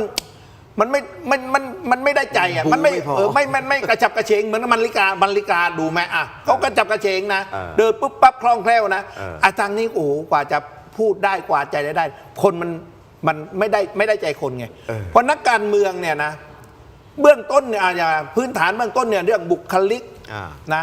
ความมีเสน่ห์ในการเป็นนักการเมืองอันนี้สำคัญไงสนใจไหมครับ4 ปีข้างหน้าผมไม่แล้วผมเสน่ห์หมดแล้ว ขายเสน่ห์จนพอแล้วเอาคุณพิธาเนี่ยเห็นไหมคะแนนพรรคกับคะแนนเขาเนี่ยนะใกล้เคียงกันมากเวลาทำโพลนะเขาจะสูสีกันมากนะก็ถือว่าอะไรนี่เสือไปกันได้แต่ว่าพอคุณเท้งเนี่ยเท้งจะต่ำกว่าพรรค 10%เพราะบุคลิกของคุณเท้งเราอีกแบบหนึ่งไงคราวนี้เนี่ยการเป็นนักการเมืองเนี่ยมันมีทั้งคะแนนพิศวาสคะแนนความสามารถคะแนนเสน่หามันไม่ใช่วิทยาศาสตร์มันเยอะเพราะฉะนั้นเนี่ยการลงสมัครที่กรุงเทพรอบนี้ถามว่าเอ๊ะทำไมพรรคส้มแล้วระดับชาติก็ยกแผงมายกทั้งจังหวัดทั้งกรุงเทพแต่ว่าพอเลือกผู้ว่ากทมทำไมได้น้อยเนี่ยมันมีปัจจัยอื่นเข้ามาเกี่ยวข้องครับกับไอ้ที่หาเสียงกันแบบศาสตร์โคลนเนี่ยแต่บอกว่าศาสตร์ไปศาสตร์มาเนี่ยกลายเป็นศาสตร์ให้กับคุณชัชชาติเลยนะครับคือคู่แข่งเนี่ยพยายามโจมตีคุณชัชชาติเรื่องทุจริตนะครับไม่ว่าจะเป็นเรื่องระบบอากงความล้มเหลวในการแก้ปัญหาฝุ่น PM หรือว่าการ discredit ผลงานที่ผ่านๆมาด้วยเนี่ยนะครับมาโจมตีอาจารย์ชัชชาติหวังจะดึงคะแนนแชมป์เก่าให้ร่วงลงมาแต่พอมาดูผลการเลือกตั้งเนี่ยนะครับเหมือนกับสถานการณ์เนี่ยมันจะกลับตาลปัดเลยนะครับเพราะว่าคนเทคะแนนให้กับคุณชัชชาติเนี่ยถล่มทลายหรือเพราะว่าการที่คู่แข่งเนี่ยงัดกลยุทธ์การสาดโคลนใส่คุณชัชชาติแบบนี้เนี่ยมันยิ่งสะท้อนกลับไปทำลายคะแนนความนิยมของตัวเองหรือเปล่านะครับเพราะคนกรุงเทพเนี่ยเอื้อมระอากับการหาเสียงที่เขาเรียกว่าเป็นแบบ negative campaign แล้วเรียกครับไม่หรอกคือผมว่าเรื่องนี้เซนซิทีฟนะคุณชัชชาติหวั่นไหวนะระบบอากงเนี่ยแกมีอารมณ์นะเวลาพูดเรื่องนี้นะแกมีอารมณ์ด่าคลิปด่าอะไรสารพัดนะแกมีอารมณ์เพียงแต่ว่าเงี้ยคนกรุงเทพมองผ่านไปแล้วรักคุณชัชชาติไปแล้วคือคนเราท่านหลงรักไปแล้วเหมือนเราจีบผู้หญิงสักคนหนึ่งเนี่ยนะเรารักเขาไปแล้วแม้เขาจะมีจุดอ่อนอะไรนิดๆหน่อยๆเราก็มองไม่เห็นน่ะอันนี้ก็เหมือนกันไงแม้กระทั่งเลือกตั้งชนะแล้วเนี่ยเมื่อวานที่ขอบคุณเนี่ยคุณชัชชาติยังหยิบประเด็นเรื่องการโปร่งใสเรื่องความโปร่งใสมาพูดนะผมให้ข้อมูลระบอบอากงสำหรับคนที่ยังไม่ทราบว่าคืออะไรนะครับมันคือขบวนการทุจริตเรียกรับผลประโยชน์เชิงโครงสร้างที่ฝังรากลึกในกทมที่คุณคริสโปตรนันท์สสบัญชีรายชื่อของพรรคเศรษฐกิจเนี่ยออกมาเผยว่าอากงเนี่ยเป็นนามแฝงที่ใช้เรียกข้าราชการการเมืองระดับสูงคนหนึ่งซึ่งทำตัวเนี่ยเป็นศูนย์กลางอำนาจหรือรัฐบาลเงาที่คอยชักใยอยู่เบื้องหลังการแต่งตั้งและบริหารงานในกทมนะครับตั้งแต่การซื้อขายเก้าอี้ผู้อำนวยการเขตในราคาหลักล้านบาทโดยผู้ที่ได้ตำแหน่งเนี่ยจะไปหาเงินทอนคืนผ่านการทุจริตในหน่วยงานย่อยนะครับไม่ว่าจะเป็นการเก็บสวยทางเท้าของเทศกิจการนำรถหลวงไปรับงานส่วนตัวและการเรียกรับเงินใต้โต๊ะของฝ่ายโยธานะครับซึ่งเมื่อวานนี้เนี่ยคุณชัชชาติเองก็บอกแล้วเหมือนกันนะครับว่าจะไม่มีอากง4 ปีจากนี้ไปจะทำได้จริงไหมครับพี่ศิโรจน์ก็ผมคิดว่าก็น่าจะทำได้นะครับเอาอย่างนี้ก่อนกลับไปสู่เรื่องคำถามเรื่อง negative campaign อะไรก่อนคือผมว่าอย่างนี้คือในการเลือกตั้งอาจารย์ชัชชาติเนี่ยคือเนื่องจากอาจารย์ชัชชาติมีคนรักเยอะนะครับเวลาคนรักอาจารย์ชัชชาติได้ยินใครวิจารณ์อาจารย์ชัชชาติเนี่ยจะโกรธอันนี้เป็นเรื่องธรรมดาของคนไทยนะครับยุคหนึ่งเวลาบูมแรงตีกลับใช่เวลาพลเอกประยุทธ์แรงนะครับยุคนั้นผมวิจารณ์พลเอกประยุทธ์ว่าวัคซีนช้า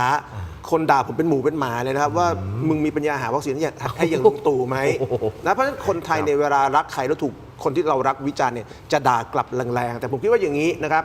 คำว่า negative campaign ที่มีการพูดในเรื่องเลือกตั้งอาจารย์ชัชชาติเนี่ยผมว่าเกิดความเข้าใจผิดบางเรื่อง การตรวจสอบไม่ใช่ negative campaign นะครับการตรวจสอบผู้บริหารไม่ว่าจะเป็นตำแหน่งนายกหรือผู้ว่าเป็นเรื่องปกติ วันนี้นะครับกลุ่มคนที่อาจารย์ชัชชาติบางคนเข้าใจว่าการตรวจสอบเท่ากับ negative campaign ไม่ใช่การตรวจสอบคือเรื่องที่ต้องทำไม่ว่าใครเป็นผู้บริหาร negative campaign คือการให้ข้อมูลเท็จถ้าเป็นการตรวจสอบซึ่ง based on ข้อเท็จจริงสิ่งนั้นไม่ใช่ negative campaign แต่ว่าขอโทษครับแต่ว่า negative campaign คือการให้ข้อมูลเท็จนะครับอย่างเช่นผมว่าวันนี้ถ้าเกิดบอกว่าการตรวจสอบอาจารย์ชัชชาติคนรับไม่ได้เนี่ยถามว่าใครที่ตรวจสอบแล้ววิจารณ์อาจารย์ชัชชาติแรงคุณติ่งนะครับแล้วไม่คุณติ่งแกได้200,000 กว่าเพราะถ้าเกิดคุณบอกว่าการตรวจสอบอาจารย์ชัชชาติไม่มีผลคนไม่เลือกไม่จริงแล้วทำไมติ่งได้โอเคเดี๋ยวเรามาหาคำตอบกันต่อนะครับเรื่องนี้รวมไปถึงสิ่งที่ผู้สมัครคนอื่นทำเนี่ยนะครับคือมันใช่หน้าที่ของผู้สมัครเหล่านั้นหรือเปล่านะครับเพราะว่าเรากำลังหาคนที่จะมาเป็นผู้ว่ากทมคนต่อไปนะครับช่วยสแกน QR code ที่ขึ้นอยู่ที่หน้าจอเลยนะครับจะได้เข้าไปสู่ Facebook และ YouTube ของถกไม่เถียงนะครับแล้วก็ YouTube Tero Digital ในการชมรายการต่อในช่วงต่อไปนะครับนี่หมดเวลาของการออกอากาศสดทางทีวีแล้วนะครับเดี๋ยวไปคุยกันต่อใน Facebook และ YouTube นะครับรอกันสักครู่เดียวครับ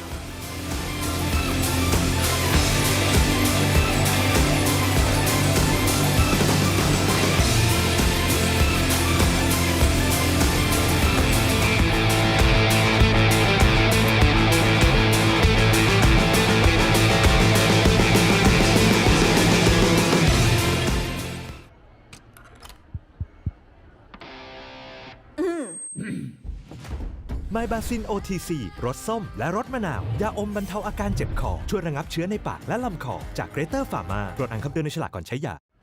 ต่อได้เลยใช่ไหมครับคุยเดี๋ยวขอจัดโอเคไมค์ออนแล้วเดี๋ยวจะกลับมาที่ประชาธิปัตย์พี่เทพไทยยังจะเสิร์ฟเพื่อเทพไทยตอบไปแล้วเนี่ยเมื่อกี้เรื่องที่ว่า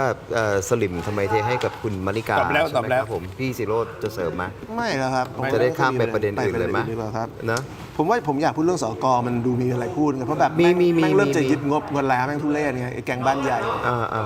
ได้ครับได้สกนะโอเคได้ครับเพราะสกมันจะแตะเป็นเรื่องอากงได้ไงเพราะว่าขยายความอากงต่อเมื่อกี้ผมให้ข้อมูลอากงโอเคได้ครับ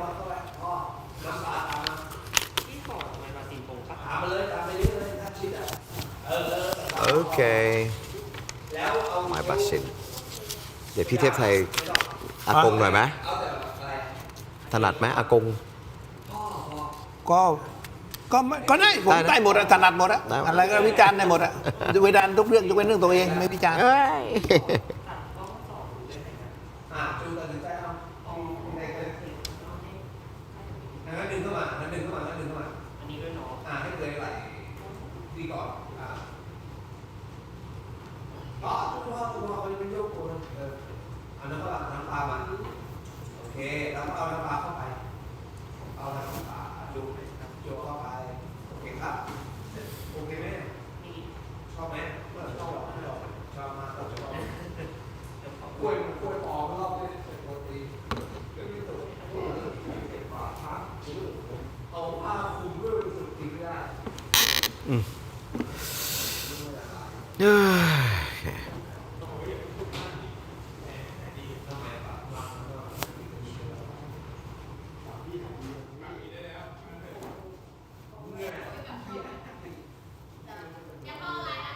ครับผม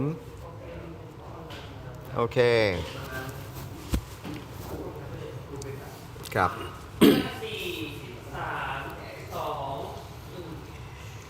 กลับมาติดตามถกไม่เถียงในวันที่ 19 มิถุนายน 1 วันหลังการเลือกตั้งผู้ว่ากทมและเลือกตั้งที่พัทยากันต่อนะครับวันนี้ผมวารินอยู่กับคุณเทพไทยเสนพงษ์และคุณศิโรจน์คล้ามไพบูลย์นะครับมาต่อกันที่ Facebook ถกไม่เถียงและ YouTube ของ Tero Digital นะครับพี่ศิโรจน์อยากจะขยายความเรื่องของอากงหน่อยไหมครับรู้จักอากงกันไหมครับเนี่ยอากงผมรู้จักผมรู้จักผมรู้จักแต่ชื่อว่าอากงแต่ว่าจริงๆอากงเนี่ยถ้าพูดถึงนะผมว่าข้อกล่าวหาเรื่องอากงเนี่ยไม่สะเทือนต่อคะแนนเสียงของคุณชัชชาตินะคือตอนแรกเนี่ยผมคิดว่าคนกรุงเทพเนี่ยเซนซิทีฟเรื่องการทุจริตมากแต่ แต่ว่าพอปล่อยประเด็นอากงมาเนี่ยมันอาจจะมาปล่อยตอนหน้าเลือกตั้งคนก็ตั้งคำถามว่าทำไมคุณไม่ตรวจสอบตั้งแต่ต้นและทำไมมาปล่อยช่วงนี้แต่ว่าจะปล่อยช่วงไหนก็แล้วแต่ถ้าหากว่าโดยข้อเท็จจริงถ้ามันรู้มันก็ต้องก็รู้ตอนนั้นน่ะรู้ตอนนี้มันก็ต้องปล่อยแต่เพียงแต่ว่าพอกระแสอากงเนี่ยมันแป๊กมันไม่สามารถที่จะไปล้มคุณชัดชาติได้หรือว่าดิสเครดิตคะแนนคุณชัดชาติได้เนี่ยมันก็ทำให้คุณชัดชาติมั่นใจ แล้วก็ผมเชื่อว่าระบบอากงตอนนี้ผมฟังเมื่อก่อนอากงพูดอากงจะยกระดับจากระบบอากงเป็นระบบชัดชาติแล้วแกบอกว่าจะไม่มีระบบอากงต่อไปเนี่ยมันจะอยู่ในระบบชัดชาติคือผมก็เชื่อว่ายังไงนะคุณชัดชาติก็ยังเอาอากงต่อดูจากนะผมว่าแต่ว่าเพียงแต่สลับตำแหน่งอย่างไงเพราะเขาบอกเนี่ยว่าชุดของเขาเนี่ยที่มาด้วยกันเนี่ยเขายังอยู่เหมือนเดิมเพียงแต่ว่าสลับตำแหน่งเพื่อความเหมาะสมคือถ้าหากว่าคุณชัดชาติเซนซิทีฟแล้วก็จะเอาอากงออกเนี่ยผมว่าแกเขาคงจะไม่คือคุณจะพูดไม่ใช่แบบนี้พูดแบบนี้แสดงว่ายังใช้อากงอยู่ก็เหมือนอากงเป็นผู้จัดการแล้วถ้าหากว่าเป็นภาษาคนจีนโบราณก็คือเขาเรียกว่าเหมือนอากงก็คือเหมือนหลงจู้เป็นพ่อบ้านเป็นคนจัดการอะไรทั้งหมดเพราะพอคะแนนเนี่ยไม่มีผลต่อคะแนนคุณชัดชาติก็ย่ามใจแหละว่าไม่มีอะไรทำได้เพราะระบบอากงไม่ใช่เหรอครับพอโกรธแต่ว่าพอดูคะแนนแล้วก็ไม่มีอะไรไงเพราะโกรธคนที่เปิดโปงแต่ว่าพออากงวันนี้เขาถือว่าไม่สามารถทำอะไรก็ได้เขาก็ยังใช้อากงอยู่แล้วผมก็ถามหลายคนที่อยู่ใกล้ชิดกับคุณชัดชาติเขาบอกว่าถ้าไม่มีอากงคุณชัดชาติก็ทำงานในบางเรื่องที่คุณชัดชาติทำไม่ได้อากงก็ทำได้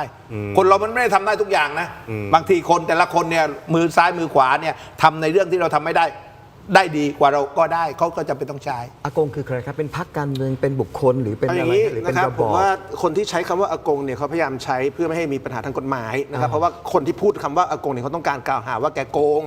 นะครับแต่ผมเนี่ยไม่ได้คิดว่าเขาโกงนะครับแต่ว่าทุกคนก็รู้ว่าคำว่าอากงนะครับหมายถึงพี่ต่อประธานที่ปรึกษาอาจารย์ชัดชาติซึ่งผมย้ำว่าผมก็รู้จักและสนิทคือสนิทระดับ4 ปีที่แล้วตอนอาจารย์ชัดชาติเริ่มลงเลือกตั้งผู้ว่า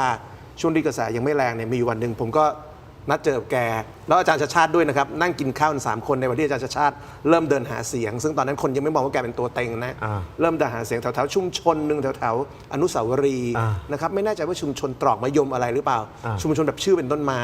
แล้วก็นั่งกินที่ KFC นั่งคุยนู่นคุยนี่กันนะครับก็มีผมมีพี่ต่อแล้วก็มีอาจารย์ชัดชาตินะครับมันก็รู้จักกันมานานทีนี้คำว่าระบอบอากงที่หลายคนพูดในการโจมตีซึ่งต้องย้ำว่าพรรคประชาชนไม่ได้เป็นคนพูดนะแต่คนที่พูดเยอะคือคุณมาริกานะครับแล้วก็คุณคริสเนี่ยเขาต้องการชิ่งไปยังพี่ต่อซึ่งเป็นคนที่ผมจำชื่อจริงไม่เคยได้เพราะก็เรียกว่าแกพี่ต่อซึ่งเป็นประธานที่ปรึกษาอาจารย์ชัดชาตินะครับแล้วก็เป็นอดีตผอ.องค์การยาสูบแห่งประเทศไทยประเด็นที่ทางคุณมาริกาหรือคุณคริสพยายามจะพูดคือหาว่าแกเนี่ยเรียกรับเงินนะครับหาว่าแกไปคอร์รัปชันต่างๆซึ่งผมว่าเรื่องนี้เนี่ยนะครับคนฟังแล้วมันไม่มีน้ำหนักนะครับมันไม่สามารถมีใครหาหลักฐานได้ไงครับว่าอากงนะครับหรือว่าพี่ต่อเนี่ยเขาไปทำแบบนั้นจริงนะครับเพราะฉะนั้นพอคุณสร้างคำว่าระบบอากงมาพยายามไอ้สิ่งนี้แหละเรียกว่า negative campaign นะครับการตรวจสอบไม่ใช่ negative campaign แต่พอคุณบอกว่าอาจารย์ชัดชาติมีอากงนะครับแล้วอากงเป็นคนเรียกรับเงินจากเขตสิ่งนี้คือ negative campaign เพราะคุณกล่าวหาเรื่องคอร์รัปชันโดยคุณไม่มีมูลผมเป็นคนวิจารณ์พี่ต่อแล้วก็อาจารย์ชัดชาตินะครับแต่ผมไม่ได้วิจารณ์เรื่องนี้เพราะคนที่วิจารณ์เนี่ยเขาพยายามจะปั่นคำว่าระบอบอากงแล้วมันไม่ติดเพราะว่าคุณไม่มีหลักฐานว่าเขาคอร์รัปชันไงครับแค่คุณจะบอกว่าคนนั้นคนนี้เขาคอร์รัปชันด้วยกันบอกว่าเขาไปเรียกรับเงินคนนั้นคนนี้เนี่ยมันง่ายแต่คุณไม่มีหลักฐานนี่นะครับแล้วหลังจากคุณเปิดคุณก็ไม่มีหลักฐานอะไรมาเติมคุณก็บอกแต่ว่าเดี๋ยวคุณจะแฉหลักฐานนั่นหลักฐานนี้แต่ไม่มีอะไรเติมเลยดูเหมือนแล้วว่าพวกบ้านใหญ่ในกทมนี่จะน่ากลัวกว่าอากงไหมฮะผมว่าบ้านใหญ่น่ากลัวกว่านะครับเพราะฉะนั้นปัญหาของอากงที่ผมวิจารณ์ก็มีอยู่แค่เรื่องเดียวนะครับคือการไปหนุนทีมคนทำงานอิสระซึ่งเรื่องที่ผมวิจารณ์อย่างเปิดเผยนะครับกลุ่มคนทำงานอิสระบางคนก็โทรมาหาว่าอาจารย์นี่ผมเองอาจารย์นึกถึงหน้ากันหน่อยนะครับแต่ผมก็ต้องวิจารณ์ว่าผมเนี่ยไม่เห็นด้วยบทบาทพี่ต่อเรื่องนี้นะครับที่ไปแบ็กกลุ่มคนทำงานอิสระนะครับเพื่อจะมาหนุนอาจารย์ชาติเพราะว่าอาจารย์ก็บอกอาจารย์อิสระแล้วการที่กลุ่มนี้นะครับพื้นฐานเขาคือนักการเมืองนะครับเขาคืออดีตเพื่อไทยเขาคืออดีตรวมไทยสร้างชาติเขาคืออดีตนักการเมืองกลุ่มบ้านใหญ่กทมนะครับมารวมตัวกันแล้วรีแบรนด์ว่าเป็นคนอิสระแล้วโหนชื่ออาจารย์ชาติเนี่ยผมไม่เห็นด้วยแต่ผมไม่ได้พูดเรื่องระบอบอากงนะครับผมพูดว่าผ ผมไม่เห็นด้วยกับการทำสาขาการเมือง เพราะเมื่อกี้ผมก็ยังจะถามทั้งสองท่านอยู่ว่าตกลงแล้วคุณชาติชาตินี่อิสระจริงหรือเปล่าใช่ไหมครับ ผมว่าอาจารย์ชาติชาติอิสระแต่พี่ต่อเนี่ยแกคงเชื่อว่าอาจารย์ชาติชาติต้องมีสภากทมหนุนแกนะครับซึ่งก็แน่นอนทีมอาจารย์ชาติชาติจำนวนหนึ่งเขาก็คงอึดอัดกับการถูกตรวจสอบพออึดอัดกับการถูกตรวจสอบก็คิดว่าจะต้องมีสภากทมทีนี้พอคิดปุ๊บก็ต้องไปหาพันธมิตรที่มีมากที่สุดซึ่งก็ไปอิงกับเครือข่ายที่เขาเคยมีคือเครือข่ายเก่าของเพื่อไทยนั้นเราก็เห็นว่าเพื่อไทยที่รอบนี้พรรคไม่ส่งนะครับก็รีแบรนด์ไปเป็นกลุ่มคนทำงานดังนั้นมันก็มาจากความผูกพันแต่เดิมของแต่ละคนนะครับซึ่งส่วนนี้ผมไม่เห็นด้วยแต่สิ่งที่เป็นปัญหาต่อไปในอนาคตก็คือการเลือกตั้งครั้งนี้กลับไปที่เรื่องสภากทมครับ50 ที่นั่งพรรคประชาชนเป็นอันดับหนึ่งนะครับ22 ที่นั่งนะครับประชาธิปัตย์ได้ประมาณ10จริงๆถ้าประชาธิปัตย์กับพรรคประชาชนจับมือกันเนี่ยนะครับประธานสภากทมก็จะต้องอยู่ในฝั่งประชาธิปัตย์กับพรรคประชาชนเพราะคุณเกินครึ่งนะแปลว่าตอนนี้มันเริ่มมีการเล่นเล่ห์เหลี่ยมก็คือว่ากลุ่มบ้านใหญ่นะครับกลุ่มการเมืองเก่าในกทมนะครับซึ่งคนเลือกน้อยลงเรื่อยๆอย่างเช่นพรรคประชาชนได้มา22เนี่ยเขาเอาบ้านเก่าที่ทุ่งครุลงบ้านไม่ใช่บ้านเก่าบ้านใหญ่ทุ่งครุลงเขาเอาบ้านใหญ่ที่ดินแดนลงนะครับเขาเอาบ้านใหญ่ที่แม้กระทั่งเตาปูนเองพื้นที่คุณชัดเตาปูนสกเนิร์สเอาลูกคุณชัดเตาปูนลงอย่างเงี้ยนะครับแต่ว่าในพื้นที่อื่นที่บ้านใหญ่ยังเหลือเนี่ยเขาจะแท็กทีมกับกลุ่มคนทำงานอิสระนะครับแล้วเขาจะยึดสภากทมกันไอ้อย่างเงี้ยไม่ควรทำคือคุณไม่ได้ชนะเป็นอันดับหนึ่งดังนั้นคุณอย่าใช้วิธีไปรวมเสียงแล้วไปเตะตัดขาคนที่ชนะอันหนึ่งให้เป็นประธานสภาไม่ได้มันจะกลายเป็นว่าบ้านใหญ่ไปจับมือกับกลุ่มคนทำงานอิสระนะครับที่มันมีความเชื่อมโยงกับทีมอาจารย์ชาติแล้วจะยึดสภากทมอย่างเงี้ยสภากทมจะไม่สามารถตรวจสอบการทำงานของกทมได้ไม่ควรทำหรอกครับ22 ที่นั่งของพรรคประชาชนในสกนะครับ4 ปีข้างหน้าเนี่ยคือถึงเวลาของพรรคส้มสุ่มเสี่ยงที่จะเป็นฝ่ายค้านคืออย่างเงี้ยคือสภาพสกนะคือเมื่อพรรคส้มเขาไม่ได้เกินครึ่งเนี่ยมันจะยากตรงที่ว่าไอ้ส่วนที่เหลือเนี่ยส่วนใหญ่เนี่ยบ้านใหญ่ก็จะไหลมารวมกันหรือไม่อยากว่าบ้านใหญ่ตระกูลใหญ่ก็แล้วกันเพราะว่าในกรุงเทพมันก็ไม่ได้ใหญ่มากนะตระกูลใหญ่ในกรุงเทพใช่ไหมพวกนี้เนี่ยเป็นเก่าแก่คนบางคนเป็นหลายสมัยและรู้จักคุ้นเคยพรรคพวกมีคอนเนคชั่นพวกนี้ก็จะจับกลุ่มกันได้แล้วก็จับกลุ่มในขณะที่พรรคส้มนี่ส่วนใหญ่ก็หน้าใหม่ละเด็กใหม่ในการที่จะไปสร้างคอนเนคชั่นจะไปดิวไปอะไรเนี่ยเพราะว่าพอไม่ได้เสียงเบ็ดเสร็จแบบนี้เนี่ยมันอยู่ที่การต่อรองไงครับอย่างเช่นบางคนก็ต่อรองเอากลุ่มนี้เอาประธานไปรองประธานผมให้กลุ่มนี้เนี่ยพอผลประโยชน์ลงตัวมันก็รวมตัวกันได้คือคุณชาติชาติที่ผมบอกว่าคุณชาติชาติเนี่ยที่ผมไม่ชอบตรงที่ว่าคือแกรอบนี้เนี่ยจริงๆแกพูดว่าแกส่งก็ไม่เห็นจะใครว่าอะไรก็เป็นเรื่องปกติจะส่งสกนะแล้วแกก็ทำตัวเป็นอีแอบแต่ว่าไปนัดเจอกันที่หาเสียงแล้วก็ไปชนมือกันกลุ่มนั้นกลุ่มนี้อะไรอย่างเงี้ยใช่ไหมแล้วผมก็ทราบข่าวว่าตอนนี้ก็มีคนในกลุ่มแกก็โทรไปหาดิวพวกสกที่ได้แล้วเนี่ยตอนนี้ดิวแล้วใช่ไหมผมว่าต่อไปเนี่ยคุณชาติชาติก็จะทำตัวแบบนี้นะก็คือแบบเป็นพระเอกเป็นฮีโร่ใช่ไหมคะแนนนิยมดีอะไรดีนี่ครบ2 สมัยแกก็บอกแล้วแกจะไม่ไปต่อมันได้ไหมฮะสมัยที่3ลงได้ไหมคือตอนนี้ลงไม่ได้กฎหมายยังไม่แก้ไง2 สมัยแต่ว่าผมรู้แล้วว่าแกก็จะมาแบบฮีโร่ทางการเมืองผู้ว่ากทมคนก่อนก็คือคนรอบข้างพวกนี้จะมาชงให้ตั้งพรรคให้ตั้งพรรคคืออนาคตของคุณชาติชาติเนี่ยจากผู้ว่า2 สมัยนี่เขาคิดถึงนายกเขาเคยเป็นแคนดิเดตนายกมาแล้วไปสนามใหญ่แต่ว่าเขาจะไปพรรคไหนล่ะใช่ไหมล่ะเขาเนื้อแท้เขาเนี่ยเขาเคยเป็นแคนดิเดตนายกของพรรคเพื่อไทยใช่ไหมแต่ว่าวันนี้ถ้าเขากลับเพื่อไทยแล้วอาจารย์เชนน่ะแล้วพรรคเพื่อไทยก็มีเจ้าของแล้วคุณชาติชาติเป็นใครล่ะสุดท้ายเนี่ยผมเนี่ยก็เหมือนกับพวกคนทำงานนี่ที่มาจากสารพัดกลุ่มเนี่ยแล้วก็มารวบรวมแล้วก็ยุคคุณชาติชาติเป็นพรรคใหม่แล้วก็ให้คุณชาติชาติเป็นหัวหน้าลบภาพพรรคที่มีครอบครัวเป็นเจ้าของไปนะก็ทำพรรคใหม่ขึ้นมาไงแล้วคุณชาติชาติพอคะแนนฟีเวอร์ขึ้นมาก็เหมือนกับสมัยยุคพลตรีจำลองศรีเมืองไงใช่ไหมยุคนั้นเห็นไหมล่ะเอางั้น4 ปีข้างหน้าพรรคส้มมีโอกาสเป็นผู้ว่ากทมไหมครับโอ้พรรคส้มเนี่ยผมว่ามันก็ต้องดูอยู่ที่การปรับขบวนของพรรคส้มนะคือผมก็ดูการทำงานของพรรคส้มคือผมฟังเมื่อวานผมก็ฟังทั้งคุณเท้งทั้ง ดร.โจและจอนนะคือผมว่ามันไม่โดนใจคนกรุงเทพนะเวลาพูดแบบนี้นะยืดเยื้ออึกงักผมนี่ชอบแบบวิโรจน์ชัดเจนเลยวิโรจน์ยอมรับเลยนี่แหละคือคำติติงผลการเลือกตั้งที่ออกมานี่คำติงและผมก็ยอมรับโดยไม่มีข้อแก้ตัวใดๆทั้งสิ้นและผมจะนำผลคะแนนเนี่ยคำติติงเนี่ยไปปรับปรุงอย่างนี้มันชัดนะครับเพราะว่าแฟร์ดีนักเลงดีขอไปพัทยาหน่อยนะครับครับอีกหนึ่งสนามนะครับที่ไม่พูดถึงคงไม่ได้นะครับก็คือเป็นบาดแผลที่เจ็บปวดของทางพรรคส้มเหมือนกันนะครับนอกจากจะเจ็บจากสนามกรุงเทพแล้วนะครับคือเลือกตั้งนายกเมืองพัทยาครับปรากฏว่าพรรคประชาชนก็แพ้ราบคาบเหมือนกันนะครับสู้บ้านใหญ่ไม่ได้เหมือนกันนะครับโดยอุตส่าห์ไปดึงเจกวัดหรือว่านายอิทธิวัฒน์วัฒนศาสตร์สาธรเบอร์หนึ่งมาลงสู้หวังจะล้มแชมป์เก่าแต่สุดท้ายเนี่ยก็เจอกระแสบ้านใหญ่คุณปลื้มสวนกลับเบียร์ปรเมศงานพิเชษเบอร์ 2แชมป์เก่าจากกลุ่มเรารักพัทยาเนี่ยทุบคะแนนนำโด่งม้วนเดียวจบนะครับทิ้งห่างไปแบบขาดลอย 18,000 ต่อ 10,000 ต้นๆเลยนะครับไปทางไหนดีครับพัทยาคือพัทยาเนี่ยก็คือต่างจังหวัดนะพูดแต่ไม่จะเป็นสังคมเมืองเป็นเมืองพัทยานะผมก็ต่างบริบทของการเลือกตั้งต่างจังหวัดพรรคประชาชนพรรคก้าวไกลคณะก้าวหน้าเนี่ยส่งมาหลายรอบแล้วแล้วก็ไม่ประสบความสำเร็จที่จะลุ้นนี่จริงๆเนี่ยกรุงเทพเนี่ยน่าลุ้นที่สุดแต่ว่าตัวเราโอเคตัวของพรรคส้มนะเขาด้อยไปผมว่าถ้าไม่รอบหน้าไม่มีชาติแล้วมาเริ่มเนิ่น00ใหม่นะเซตซีโร่00ใหม่กับพรรคเหล่านี้เนี่ยอันนี้น่าลุ้นนะน่าลุ้นเพราะอะไรเพราะว่าเพราะตอนนี้เนี่ยคุณชาติเขาคุณเมราก็ไม่เอาชาติเนี่ยมันก็แต้มต่อเขาสูงมากนี่ผมก็เข้าใจนะพรรคส้มว่าจะหาคนมา1เขาติดเรื่องบ้านเลขที่11โทษไม่ใช่11บ้านไอ้14เขาติด14หลายคนใช่ไหมแล้วคะแนนของคุณชาติก็นำมาก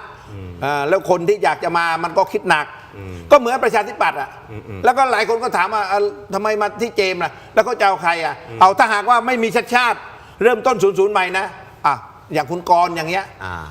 ถือว่าเหมาะไหมล่ะอดีตตังเนี่ยหรือว่าคุณสกลทีอย่างเงี้ยเขาเคยชนะเขาเคยได้มาเขาเคยลงเขาเคยได้200,000มาแล้วอะไรเงี้ยใช่ไหมแต่ว่าพอสถานการณ์แบบนี้มันก็หาตัวยากมันก็เหมือนกับพรรคประชาชนคราวนี้พอมาต่างจังหวัดที่คุณวีถามผมเนี่ยก็คือว่าอย่างพัทยาเนี่ยบริบทต่างจังหวัดมันจะยากนะโชคดีที่พรรคประชาชนชนะลำพูน1เขตได้นะคือปัจจัยต่างจังหวัดเนี่ยมันมี1บ้านใหญ่นะแล้วก็เน้นตัวบุคคลเป็นหลักแล้วก็มันมีการสไตล์การต่อยอดมีการใช้อำนาจพิเศษพลังแขวงสารพัดไงในขณะที่พรรคประชาชนเขายึดถือการเมืองบริสุทธิ์นี่ใช่ไหมล่ะวันนี้ไม่พูดถึงพัทยานะการเมืองท้องถิ่นทั่วไปกันแล้วกันซื้อเสียงกันทั้งนั้นแล้วก็บ้านใหญ่ทั้งนั้นแล้วเอาพรรคประชาชนไปสู้โดยแบบไม่ซื้อเสียงเลยแล้วก็ผู้สมัครก็หน้าใหม่เจี๊ยบไปขาวคลีนไปเงี้ยมันจะได้เหรอมันก็ไม่ได้มันก็แพ้มองพัทยาไงครับคือผมว่าพัทยาเนี่ยก็เป็นพื้นที่ที่โอ้โหผลประโยชน์ขนาดไหนครับธุรกิจอะไรบ้างอยู่ในพัทยามาเฟียกี่กลุ่มอยู่ในพัทยาหรือตระกูลใหญ่ในพัทยาตระกูลใหญ่ในชลบุรีเนี่ยยิงกันตายกี่ศพกี่ชั่วคนแล้วเอาอย่างนี้ก่อนนะครับตระกูลใหญ่ในพัทยาเนี่ยไม่กี่ตระกูลใหญ่ในชลบุรีไม่กี่ตระกูลใหญ่ในบางแสนไม่กี่ตระกูลเนี่ยยิงกันไปยิงกันมา2ชั่วคนแล้วนะครับ เพราะฉะนั้นเวลาเราเห็นการเลือกตั้งท้องถิ่นที่พัทยาที่ชลบุรีเนี่ยมันไม่ค่อยมีใครอยากลงหรอกครับเพราะลงไปไม่รู้คุณจะเจออะไรคุณจะโดนยิงกลางสนามหรือเปล่าพัทยาชลบุรีเขายิงกันกลางสนามมาแล้วนะครับเพราะฉะนั้นผมว่าไอการที่พรรคประชาชนส่งคนลงพรรคกล้าหาญแล้วคนที่ลงก็กล้าหาญทุกคนรู้ว่าคุณลงแข่งกันที่พัทยาเนี่ยคุณแข่งกับใครแข่งกับคนที่มีสีอะไรหนุนหลังแข่งกับคนที่ทำธุรกิจอะไรคุณแข่งกับคนที่ทำพื้นที่ซึ่งมันมีทั้งบาร์มีทั้งค้าผู้หญิงมีทั้งมาเฟียรัสเซียนะครับมียาเสพติดมีของเถื่อนขึ้นคุณจะเอาอะไรครับเพราะผมว่าพื้นที่อย่างพัทยาเนี่ยมีคนไปแข่งเนี่ยถ้าเขาแพ้เนี่ยผมไม่ว่าหรอกครับมันต้องมีคนแข่งในพื้นที่อย่างนี้ถ้าคุณรู้สึกว่าเฮ้ยแข่งแล้วก็แพ้คุณอยากให้พื้นที่มันเป็นอย่างนี้ต่อไปไหมครับพัทยามีอะไรบ้างครับทุกคนก็รู้เพราะฉะนั้น มีคนไปแข่งเนี่ยดีกว่าไม่มี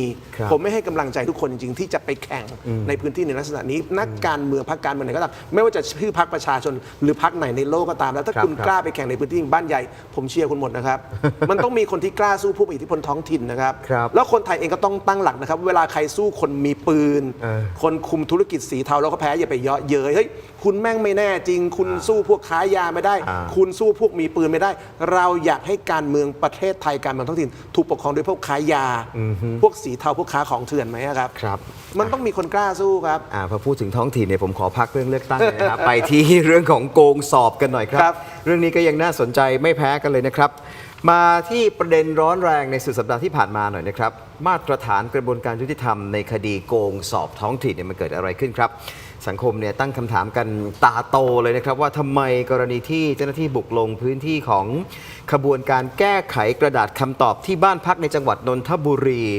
วันนั้นเนี่ยเจอข้าราชการกำลังนั่งล้อมวงแก้คะแนนกันคาหนังคาเขาแบบหลายสิบชีวิตเลยนะครับแต่สุดท้ายกลับไม่มีการตั้งข้อหาใครเลยแม้แต่คนเดียวนะครับ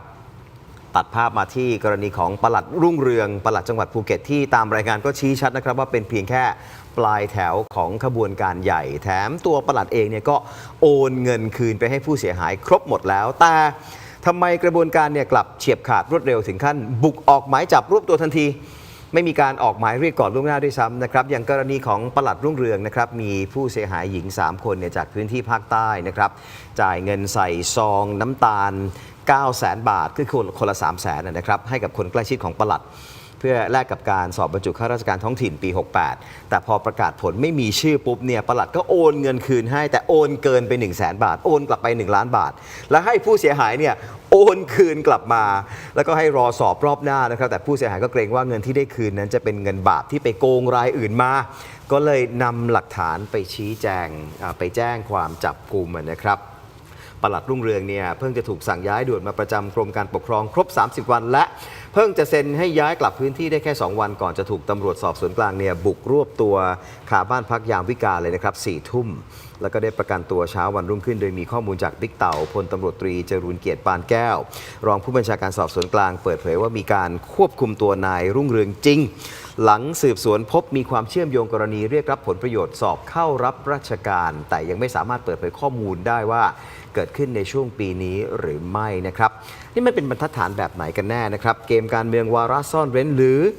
เป็นการเชือดไก่ให้ลิงดูในหมู่ราชการครับพี่เทพไทยคือผมเกรงว่าโครงการนี้เป็นโครงการที่ใหญ่มากนะเอาพูดก็พูดเรื่องโกงสอบบรรจุเนี่ยนะมีมาทุกยุคทุกสมัยเพียงแต่ว่าที่ผ่านมามันขบวนการมันเล็กมันสอบกันทีละ100-200 คน300 คนมันก็มีมามีกระทั่งสอบนายอำเภอเข้านายอำเภอก็มีเรื่องก็ในกระทรวงมหาดไทยนี่แหละอธิบดีก็ติดคุกมาแล้วแต่ว่ารอบนี้เนี่ยมันโกงกันระดับเป็นพันคนไง6,000 กว่าคนใช่ไหมฮะใช่แล้วมูลค่าเงินก็ต้อง4-5,000 ล้านแล้วกระบวนการนี้เนี่ยคน4-5,000 คนเนี่ยเวลาจะโกงเนี่ยมันหาเครือข่ายมาลูกข่ายมันกว้างขวางไงมันกระจายไปทุกอบตทุกพื้นที่หมดไงคนก็รู้กันทั้งประเทศคนที่ไม่รู้นายกอนุทินเนี่ยไม่รู้ แกบอกแกไม่รู้จะเป็นลมนายกอนุทินบอกแกจะเป็นลมไปถามเดชอิฐขาวทองอดีตรัฐมนตรีช่วยแกบอกว่านายกอบตผู้บริหารท้องถิ่นรู้ทุกคนข้าราชการในกระทรวงมหาดไทย 80% รู้ว่ามีเรื่องนี้แต่ว่านายกไม่รู้ แล้วคุณดูพอจับเรื่องนี้ปั๊บจับมานี่ครบ7 วันแล้วนะยังไม่แจ้งข้อหาใครนะจิ๊กซอตัวสำคัญนะคุณพิชิตทั้งพรหมผอ.ยุทธศาสตร์เทศบาลเมืองวิเชียรบุรีอยู่ไหนแล้วตอนนี้ก็หาไม่เจอนี่คือจิ๊กซอสำคัญเนี่ย คือตัวนี้ถ้าคัดเอาตัวนี้หายไปเนี่ยมันข้างบนเนี่ยก็ไม่รู้จะไปเจอใครข้างล่างก็ไม่รู้จะเจอใครใช่ไหมเอาแต่ว่าที่สุดเนี่ยมันเบี่ยงเบนประเด็นก็ไปจับปลัดรุ่งเรืองผมไม่ได้ว่าปลัดรุ่งเรืองไม่ผิดนะเขาผิดก็ต้องจับแต่ว่ามันไม่ใช่กุญแจสำคัญไม่ใช่จิ๊กซอตัวสำคัญอันนี้เนี่ยใครๆก็มองรู้ว่าคุณจะเอาคืนทางการเมืองเพราะว่าปลัดรุ่งเรืองเนี่ยมันมาปล่อยเรื่องช่วยสีน้ำเงินด้วยไงและตอนนี้เนี่ยพอเอาเรื่องนี้ปั๊บเนี่ยคุณก็เห็นเนี่ยว่าจับแล้วก็ไปค้นบ้านอุพานไปเรื่องอื่นสารพัดเลยอันนี้แสดงเอาคืนทางการเมืองแต่ว่าไอ้เรื่องโกงข้อสอบทั้งหลายแหล่เนี่ย ผมเชื่อว่าโครงการนี้ระดับเล็กมันทำไม่ได้หรอก ครับ ถ้าไม่มีผู้ใหญ่อยู่เบื้องหลังนะ แล้วก็คนที่อยู่เบื้องหลังก็คือข้าราชการในกระทรวงมหาดไทยรัฐผู้ใหญ่ และข้าราชการผู้ใหญ่ในกระทรวงมหาดไทยเนี่ยตั้งด้วยใครอ่ะอธิบดีทั้งหมดก็ตั้งด้วยคุณอนุทินนั่นแหละ แล้วก็พรรคภูมิใจไทยก็คุมกระทรวงมหาดไทยมากี่ปีแล้วครับแล้วเหตุเกิดแบบนี้แล้วก็บอกว่าจะไม่รู้ไม่รับผิดชอบไม่ได้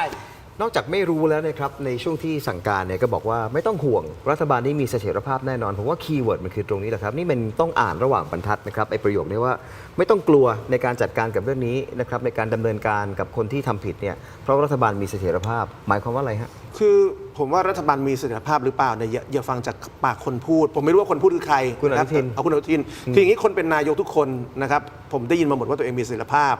พลเอกประยุทธ์ก็ท่านก็บอกว่าท่านก็มีเสถียรภาพแต่ช่วงท้ายท่านก็หนักคุณเศรษฐาคุณแพทองธารนะครับทุกคนก็บอกว่าตัวเองมีเสถียรภาพในช่วงที่ตัวเองหนักดังนั้นเสถียรภาพมีหรือเปล่าเนี่ยต้องให้ประชาชนพูดเพราะคนเป็นนายกคนเป็นรัฐบาลเนี่ยคิดว่าตัวเองเสถียรภาพดีทั้งนั้นทีนี้ในเคสของเรื่องการทุจริตข้อสอบนะครับและเรื่องของการจับปลัดเนี่ยผมว่าเราเห็นยุทธการการเอา2เรื่องมาเป็นเรื่องเดียวกันนะครับเรื่องโกงข้อสอบเนี่ยมันมีประเด็นอยู่2ประเด็นนะครับประเด็นที่1คือตกลงเนี่ยการโกงใหญ่ขนาดไหนนะครับการโกงใหญ่ขนาด 4,500 ล้านและมีผู้เกี่ยวข้องนะครับอย่างต่ำ 3,000 คนที่ถูกล็อกตำแหน่งจาก 7,000 ตำแหน่งที่ว่างจริงหรือเปล่านับถ้าการโกง 4,500 ล้านจริงนะครับแล้วก็มีการล็อกตำแหน่ง 3,000 ตำแหน่งจากตำแหน่งว่าง 7,000 จริงหัวโจกต้องใหญ่กว่าปลัดเหตุผลว่าทำไมหัวโจกต้องใหญ่กว่าปลัดเพราะว่าถ้าคุณจะล็อกตำแหน่ง 3,000 ตำแหน่งได้นะครับเรื่องแค่นี้ปลัดในพื้นที่ทำไม่ไหวหรอกนะครับและรอบที่แล้วที่เกิดเหตุการณ์โกงข้อสอบกันในเคสมหาดไทยโรงเรียนในอำเภอในช่วงปี 52-53 เพราะเรื่องนั้นโกงกัน 150 คนนะครับเส้นเรื่องของการโกงระดับ 150 คนจบไปยังอธิบดีกรมการปกครองติดคุก 3 ปี เพราะฉะนั้นถ้ารอบนี้มีการโกงข้อสอบ 3,000 คน 4,500 ล้านบาทเส้นเรื่องมันต้องใหญ่กว่าอธิบดีแน่ๆทีนี้คำถามอยู่ตรงนี้คือว่าตกลงการโกงข้อสอบเนี่ยปริมาณความเสียหายเท่าไหร่ตัวเลขเท่าไหร่มันก็มีคนตั้งข้อสังเกตว่าหรือตัวเลขเนี่ยมันถูกลากให้เยอะขึ้นความเสียหายมันถูกลากเยอะขึ้นเพื่อกลบกระแสการเมืองกระแสข่าวเชิงลบบางเรื่องหรือเปล่าแล้วจะเอาเรื่องนี้ไปจับไปเช็คบินปลัดด้วยหรือเปล่าคือถ้าคุณลากเรื่องนี้เยอะขึ้นการกลบกระแสการเมืองเรื่องอื้อฉาวเช่นเรื่องพาสปอร์ตมันก็เบาลงใช่ไหมครับวันนี้เรื่องพาสปอร์ตเบาลงจาก2เรื่องคดีคุณป้อมพาวุฒิไม่ใช่คดีขอโทษการพาดพิงไปยังป้อมพาวุฒิซึ่งยังไม่มีคดีและเรื่องนี้2เรื่องที่ทำให้เรื่อง AI พาสปอร์ตเบาลงนะครับทีนี้เบาลงแล้วจะปิดเรื่องยังไงเรื่องป้อมพาวุฒิต้องปิดโดยหาคดีเอาป้อมให้เดือดร้อนให้ได้เรื่องโกงข้อสอบต้องปิดโดยมีคนผิดสักคนหนึ่งให้ได้ทีนี้พอคุณลากเรื่องให้ใหญ่คือ 4,500 ล้าน 3,000 คนล็อกตำแหน่งแต่จบเรื่องโดยจำเลย1คนเรื่องปลัดเนี่ยมันไม่สมเหตุสมผลแล้วมาดูถ้างั้นใหญ่กว่านั้นใหญ่กว่าปลัดรุ่งเรืองก็ยังมีปลัดมท.นะครับก็มีคลิปเสียงออกมาด้วยเหมือนกันนะครับคดีโกงสอบท้องถิ่นเนี่ยมันมีแรงกระเพื่อมใต้น้ำครั้งใหญ่เลยนะครับเมื่อมีการปล่อยคลิปเสียงลึกลับที่อ้างว่าเป็นภรรยาของปลัดมท.มีส่วนพัวพันกับการทุจริตก็ร้อนถึงคุณอันเสร็จสัมพันธรัตน์ปลัดกระทรวงมหาดไทยนะครับต้องออกมาเปิดใจแล้วก็สวนกลับทันทีครับยืนยันเสียงแข็งว่าภรรยาของตนนั้นทำงานร่วมกับบริษัทต่างชาติในระดับสากลมีดีกรีได้รับรางวัลระดับภูมิภาคไม่เคยรู้เรื่องหรือคุ้นเคยกับระบบราชการและการเมืองไทยเลยนะครับมีเพียงช่วงเดียวที่มาช่วยงานคือตอนลาออกมาช่วยงานเหล่ากาชาติสมัยที่ตนเนี่ยนั่งเก้าอี้ผู้ว่าราชการจังหวัดเท่านั้นส่วนกระแสข่าวที่พยายามโยงว่าภรรยาเนี่ยเป็นญาติกับผู้ใหญ่คนนั้นคนนี้ในบ้านเมืองปลัดก็ย้ำชัดนะครับว่าไม่เป็นความจริงเป็นข้อมูลที่สร้างความเสียหายนะครับอีกทั้งปลัดมท.เนี่ยก็ลั่นวาจาแบบสุดเดือดกลางวงแถลงข่าวเลยนะครับว่าคนที่กระทำความผิดและจงใจใส่ร้ายเนี่ยจะต้องรับผลชั่วภายใน 3-7 วันนี้อย่างแน่นอนตนจะใช้กฎหมายไล่บี้เอาผิดทุกกรณีไม่ละเว้นเลยนะครับก็เริ่มต้นจากบุกจับฆ่าหนังฆ่าเขากว่า10คนที่นนทบุรีเงียบกริบนะครับต่อด้วยปลัดรุ่งเรืองคนปลายแถวก็คืนเงินแล้วก็โดนหมายจับนะครับและล่าสุดก็มีคลิปเสียงโผล่พาดพิงภรรยาปลัดมท.นะครับอ้าง discredit ทั้งสองท่าน มองตัวละครอีกตัวหนึ่งที่โผล่มาในกรณีนี้ยังไงบ้างครับคือผมเห็นใจท่านปลัดนะครับท่านปลัดนะผมว่าน่าจะเป็นคนรักครอบครัวแหละเป็น family man เพราะว่าปกติท่านปลัดอันสิทธิ์เนี่ยไม่ค่อยเห็นแกฉุนเฉียวนะโอ้แต่ครั้งนี้นักข่าวถามไม่ฉุนเฉียวนี่พอ กระทบเรื่องภรรยาแกเนี่ยโอ้โหแกแช่งใจเป็นภายในกี่วัน7 วัน 3 วัน 7 วัน 3 วัน 7 วันอะไรอย่างนี้แสดงว่ามันไปกระทบความรู้สึกแกมากแต่เอาละประหลัดอันสิทธิ์เนี่ยนะแกปกป้องภรรยาก็เป็นเรื่องปกติเพราะคนในครอบครัวแกก็ต้องปกป้องแหละนะแต่ว่าคุณอนุทินคือนักข่าวไปถามเรื่องนี้คุณอนุทินว่าฟังคลิปไปแล้วยังคือคนระดับนายกเนี่ยจะปฏิเสธไม่ได้บอกไร้สาระเรื่องไร้สาระแล้วก็ถามนักข่าวบอกนักข่าวคิดก่อนถามใช่ไหมคือถ้าผมเป็นนายกอนุทินเนี่ยผมจะไม่พูดอย่างนั้นผมก็โอเคเดี๋ยวผมฟังก่อนแล้วผมจะสอบหาผมจะหาข้อเท็จจริงก่อนคือจะพูดอย่างนี้มันน่าฟังไงคือถ้าคุณปฏิเสธนี้ปั๊บทำให้คนมองว่าคุณโอ้ป้องคุณอุ้มปลัดขนาดนี้เชียวหรือแล้วคุณฟังจบแล้วยังแล้วคุณรู้ได้ยังไงว่าไม่มีจริงไม่มีมูลความจริงอะไรเนี่ยจะมูลความจริงหรือไม่มีมูลความจริงหรืออะไรก็แล้วแต่ว่าคนเป็นนายกเนี่ยต้องรักษาท่าทีรักษาท่วงทำนองให้เขาเห็นว่าโอเคเรารับฟังอันอย่างเงี้ยผมว่าถ้าเป็นนายกแล้วอย่างนี้มันจะมีหลักประกันอะไรคุณจะไปหาความจริงจากโครงการไอ้โกง 4,500 ล้านเนี่ยไอ้สอบเนี่ยโกงได้เพราะคุณตั้งการ์ดว่าบริสุทธิ์ไม่มีใครมาเกี่ยวข้องทั้งนั้นและสุดท้ายมันก็ได้ปลาซิวปลาสร้อยคนที่ถูกจับก็นั่นแหละถ้าจับได้ก็ไอ้ที่กำลังขี่ขานังคาเขาไอ้คนอื่นเนี่ยจับไม่ได้เลยอ๋อเลยฮะก็อย่างนี้ผมว่าก็คือนายกกับปลัดเนี่ยเขาสนิทกันนะครับทีนี้ผมว่าตอนที่นายกให้สัมภาษณ์เนี่ยนายกลืมไปว่าจะสนิทกันยังไงก็ตามในฐานะนายกเนี่ยจะไปการันตีความบริสุทธิ์ของใครไม่ได้ถ้าการสืบสวนสอบสวนยังไม่เริ่มต้นนะครับดังนั้นผมว่าอันนี้คือความพลาดจริงคุณอนุทินว่าต่อให้จะสนิทกับปลัดแค่ไหนนะครับต่อให้ปลัดคนนี้จะประกบตามคุณอนุทินแค่ไหนนี่นะครับเมื่อมีข้อกล่าวหาที่ร้ายแรงว่าคนในครอบครัวปลัดนะครับไปเกี่ยวข้องกับเรื่องที่ไม่สมควรนะครับคุณอนุทินไม่มีความจำเป็นจะต้องไปบอกว่าเรื่องนี้ไร้สาระเรื่องนี้ต้องให้ปลัดไปจัดการเองให้ปลัดเขาเป็นคนพูดเองปลัดพูดเนี่ยไม่ผิดแล้วปลัดต้องปกป้องครอบครัวตัวเองไม่ผิดใช่ไหมแต่ว่าคุณอนุทินเป็นผู้บังคับบัญชาผู้บังคับบัญชาไม่ได้มีหน้าที่ต้องไปปกป้องผู้ใต้บังคับบัญชาซึ่งถูกกล่าวหาในลักษณะนี้แล้วอย่างว่าคุณอนุทินเป็นรัฐมนตรีมหาดไทยคุณอนุทินนั่งเป็นประธานกตรด้วยนะครับเป็นประธานสมชโดยตำแหน่งต่างๆด้วยเนี่ยการที่คุณอนุทินซึ่งมีตำแหน่งพูดมามากมายไปพูดในลักษณะนี้มันจะทำให้คนมองว่าอบอุ้มปลัดมากเกินไปคุณอนุทินไม่จำเป็นต้องอบอุ้มปลัดในลักษณะนี้นะครับแล้วผมยังกลัวต่อไปด้วยซ้ำว่าในสุดอีกหน่อยพอมันมีเรื่องคลิปเรื่องเสียงอะไรต่างๆที่มันเป็นหลักฐานได้เนี่ยเราจะเห็นการที่รัฐบาลชุดนี้ปัดตกหมดบอกว่าเฮ้ยไอ้นี่คลิป AI ไอ้นี่ AI ก็ AI จนต่อให้ใครมีคลิปการทุจริตบันทึกเสียงการทุจริตบันทึกภาพคนเลวคนโกงรัฐบาลก็จะบอกว่ามันคือ AI โดยไม่ใช้การพิสูจน์โดยผู้เชี่ยวชาญอย่างนั้นหรือก็เรามีนิติวิทยาศาสตร์ยังทำงานกันอยู่ไหมฮะมีครับพิสูจน์ได้เพราะฉะนั้นต้องให้ผู้เชี่ยวชาญเป็นผู้พิสูจน์ไม่ใช่นายกเป็นผู้พิสูจน์นะคลิปเสียง AI ไม่ควรใช้เป็นเครื่องมือทางการเมืองแต่การที่รัฐบาลจะบอกว่าทุกคลิปเสียงเป็น AI ถ้าเป็นการกล่าวร้ายคนของรัฐบาลไม่ได้นะครับรัฐบาลไม่ใช่คนมีอำนาจหรือเป็นผู้เชี่ยวชาญเรื่องการบอกว่าอะไรคือ AI หรือไม่ AI คงฟังคุณมาริกาหาเสียงจนเคลิ้มครับนั่นไงครับมันไม่ใช่หน้าที่นายกไงว่านายกพลาดเรื่องนี้เอาปัญหาปลัดมาเป็นปัญหาตัวเองทำไมเรื่องปลัดให้มันเป็นปัญหาของปลัดให้เขาเคลียร์เรื่องครอบครัวไปนายกไม่ต้องอุ้มครอบครัวปลัดคำถามนี้เลยครับเอาเรื่องของปลัดมาเป็นปัญหาตัวเองทำไมครับคุณอนุทินแกก็ปกป้องก็ปลัดนี้มันสายของคุณอนุทินแล้วเขาก็จะเลื่อยขาปลัดอยู่เพราะครูใหญ่เขาจะอีกคนหนึ่งมันเป็นการเรื่องการอำนาจของในกระทรวงมหาดไทยผมจะบอกคุณอนุทินนะถ้าจับเรื่องนี้นะผมชี้ช่องให้เลยมีอยู่3กลุ่มทำเรื่องนี้นะกลุ่มแรกกลุ่มนักการเมืองข้าราชการในกระทรวงมหาดไทยข้าราชการผู้ใหญ่นะแล้วก็นักการเมืองในเครือข่ายสีน้ำเงินไปดูได้เลยว่ามีการไปดูบัญชีรายชื่อไอ้ที่ประกาศแล้วนะไม่ต้องไอ้3,000นี่ค่อยว่ากันเอาที่ประกาศแล้วไปดูว่านามสกุลเหมือนใครบ้างลูกหลานใครบ้างไปดูได้เลยผมชี้ช่องให้เห็นได้เลยแล้วไอ้พวกสสพวกเนี้ยแล้วในพื้นที่เนี่ยที่เขาพูดกันเช้าโชว์เนี่ยนะมากที่สุดเนี่ยเขาถึงจังหวัดพัทลุงไปดูได้เลยจังหวัดพัทลุงนู่นเบี้ยวกันไปยิงบ้านก็มีเห็นไหมไปยิงบ้านก็มีจังหวัดสตูลจังหวัดนครศรีธรรมราชก็มีเยอะมากก็แล้วกันแต่ว่าผมไปถามพวกสสว่าทำไมจังหวัดนี้มันได้เยอะทำไมอำเภอนี้มันได้เยอะ เขาบอกก็สสคนนี้ได้เขาเรียกว่าได้โควต้ามาไงมาปล่อยลูกข่ายอันนี้กลุ่มที่1นะ2อันนี้ชาวบ้านตาดำๆธรรมดาอยากให้ลูกเป็นข้าราชการเพื่อความมั่นคงของชีวิตเพื่อเป็นสวัสดิการได้เลี้ยงพ่อแม่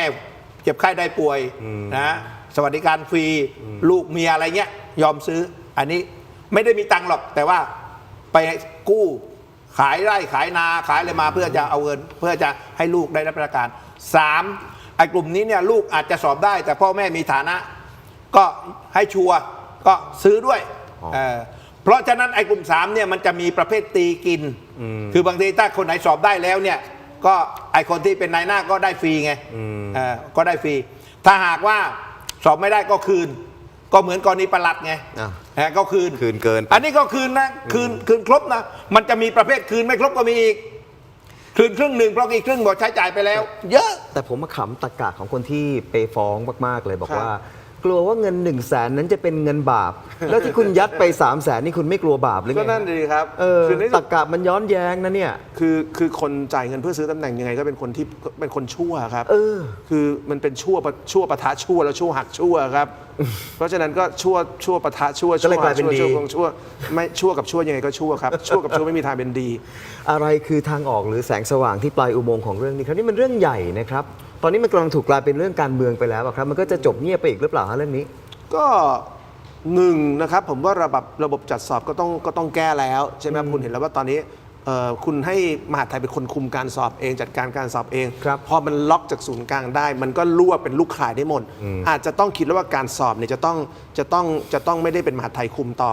ถึงจะเป็นงานเกี่ยวข้องกับมหาดไทยอาจจะต้องให้หน่วยอื่นเป็นคนคุมเป็นองค์กรอื่นทำนะครับอันที่2นะครับผมคิดว่าอาจจะต้องแก้ด้วยว่าระบบการจัดสอบนะครับอย่างอเมริกานะครับเหมือนกับการสอบโทเฟลคุณเข้าไปในห้องคุณเจอคอมพิวเตอร์เป็นแผงเลยนะครับแล้วคุณไม่รู้ด้วยคุณจะเจอแรนดอมด้วยข้อสอบชุดไหน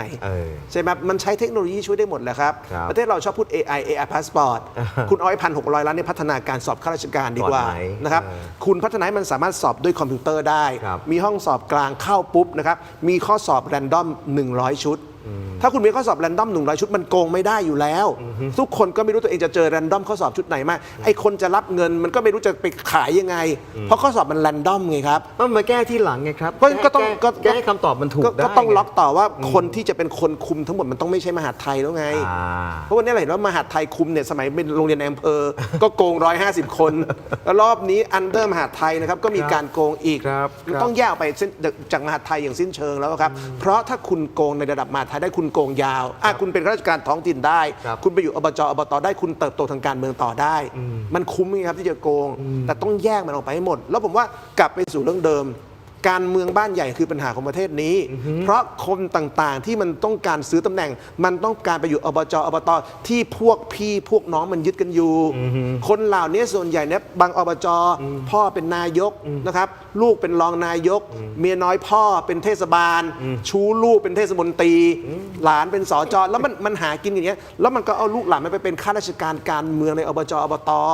เมื่อไหร่ก็ตามที่ประเทศไทยยังถูกพวกบ้านใหญ่ครอบครองนะครับประเทศนี้มันวนอยู่แค่นี้แหละคือถ้าจะแก้ปัญหานะครับเอาทั้งระบบเลยนะแก้จากการเข้าสู่อำนาจของนักการเมืองถ้านักการเมืองซื้อเสียงเข้ามานะรับรองได้มันต้องถอนทุนคืนแน่นอนคุณก็ดูดิเนี่ยนักการเมืองในสภาผู้แทนราษฎรสสที่มานะ 80% ซื้อเสียงเข้ามาแล้วพอสภาสูงคุณไปดูสวเนี่ยหัวเข้ามาบล็อกโหวตเข้ามาโกงกันมาทั้งนั้นแล้วพอคุณมาดูข้าราชการเข้าไปเป็นนักการซื้อข้อสอบโกงก็มาอีกและประเทศมันจะอยู่ยังไงเนี่ยคุณต้องแก้เรื่องการเข้าสู่อำนาจของนักการเมืองของข้าราชการทั้งหมดว่าไม่ทุจริตถึงจะแก้ได้ถ้าทุจริตซื้อเข้ามาโกงเข้ามารับรองเลยเข้ามาถอนทุนคืน 100% ยังกล้าพูดนะเมืองพุทธ ยังกล้าพูดกันได้อยู่นะครับว่าเราเป็นประเทศเมืองพุทธนะครับอ่ะก็พิจารณากันเองกันแล้วกันนะครับเดี๋ยวเราจะต้องถึงเวลามอบของที่ระทึกให้กับคุณเทพไทยและคุณสีโรจน์กันหน่อยแล้วนะครับวันนี้คุยกันมานานนะครับก็ต้องขอขอบคุณเม็ดอมซิงค์พลัสนะครับผลิตภัณฑ์ไมบาซินจาก Greater Pharma มี 3 สูตรที่มีคุณประโยชน์จากวิตามินหลากหลายชนิดนะครับเม็ดอมซิงค์พลัสวิตามินซีและ CoQ10 กลิ่นองุ่นมะนาวนะครับเป็นอมซิงค์ plus ลูทีนและบิลเบอรี่กลิ่น black currant นะครับเม็ดอมซิงค์ plus เบต้ากลูแคนกลิ่นสตรอเบอรี่ครับซิงค์นั้นมีส่วนช่วยในการทำหน้าที่ของระบบภูมิคุ้มกันและกระบวนการต่อต้านอนุมูลอิสระนะครับถ้าเจ็บคอไอหรืออยากเสริมภูมิคุ้มกันเลือก MyBasin จาก Greater Pharma หาซื้อได้ที่ร้านสะดวกซื้อซุปเปอร์มาร์เก็ตและร้านขายยาทั่วประเทศนะครับ MyBasin จาก Greater Pharma ครับก้าวสู่ 60 ปีอย่างมั่นคงและยั่งยืนครับขออนุญาตมอบ MyBasin นะครับ MyBasin ขออนุญาต MyBasin โอเคขอบคุณครับ ครับขอบ ขอบคุณครับ มากครับขอบคุณมากครับ ข ข อ อ บบ คุ คุณ ณ มาม าก ก ค ค รั รับ บผมยังมียาน้ำแก้ร้อนในเขากุยจากอ้วยอันโอสถนะครับบรรเทาไข้ตัวร้อนทานได้ทั้งเด็กและผู้ใหญ่นะครับมีจำหน่ายตามร้านขายยาทั่วประเทศนะครับอ่านคำเตือนในฉลากและเอกสารกำกับผลิตภัณฑ์ก่อนใช้นะครับสนับสนุนโดยผงปรุงรสนะครับผงปรุงรสขออนุญาตนะครับ ขอบคุณมากครับผมปรุงรสรสหนึ่งนะครับ รสหนึ่งนะครับ รสหนึ่ง ขอบคุณมากครับ ของดีครับรสหนึ่งของดีครับ ผมปรุงรสหนึ่งนะครับมีให้เลือกหลากหลายรสชาตินะครับปรุงอร่อยแน่นอนนะครับรสหนึ่งไม่ว่าจะเป็นรสไก่รสหมูรสเนื้อต้มผัดแกงทอดยำหอมอร่อยได้ทันใจนะครับต้องรสหนึ่ง number one ปรุงอร่อยแน่นะครับรสหนึ่งโปรโมชั่นพิเศษตอนนี้1 แถม 1 และโปรโมชั่นสุดคุ้มอีกมากมายหาซื้อได้แล้ววันนี้นะครับที่ Shopee Lazada TikTok และ Gourmet Market Foodland และซูเปอร์มาร์เก็ตทั่วไปปรุงอร่อยแน่ถ้าเป็นรสหนึ่งนะครับ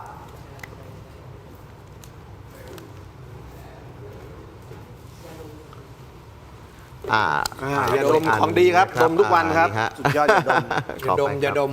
โอเคและเพราะห้องน้ำที่ดีนะครับต้องสะท้อนถึงภาพลักษณ์และรสนิยมที่ดีนะครับแอป Urinal ผลิตภัณฑ์ดับกลิ่นโถปัสสาวะชายที่จะเปลี่ยนห้องน้ำของคุณให้หอมสะอาดมีระดับนะครับเหมาะอย่างยิ่งสำหรับโรงแรมร้านอาหารและทุกครัวเรือนมีให้เลือกใช้งานทั้งแบบแผ่นชีตและแบบก้อนและแบบแขวนสำหรับสุภาพสตรีนะครับเรามีมอบให้กับท่านด้วยนะครับขอบคุณมากครับนี่นะครับสร้างความประทับใจด้วยความสะอาดและกลิ่นหอมเลือกกลิ่นที่ดีกว่าในห้องน้ำด้วยแอป Urinal นะครับหาซื้อได้แล้ววันนี้ครับที่ Shopee Lazada TikTok และ thailandpostmart.com ร้าน Thai Detergent Shop นะครับใช่ครับโอเค ของดีครับ Urinal แอป Urinal ครับผมขอบพระคุณมากครับและนี่คือทั้งหมดนะครับของถกไม่เถียงวันนี้ขอบพระคุณ ขอบคุณมากครับขอบคุณมากครับ สวัสดีครับ สวัสดีครับสวัสดีครับ ขอบคุณทุกท่านที่ติดตามรับชมด้วยเช่นเดียวกันนะครับสวัสดีครับ สวัสดีครับ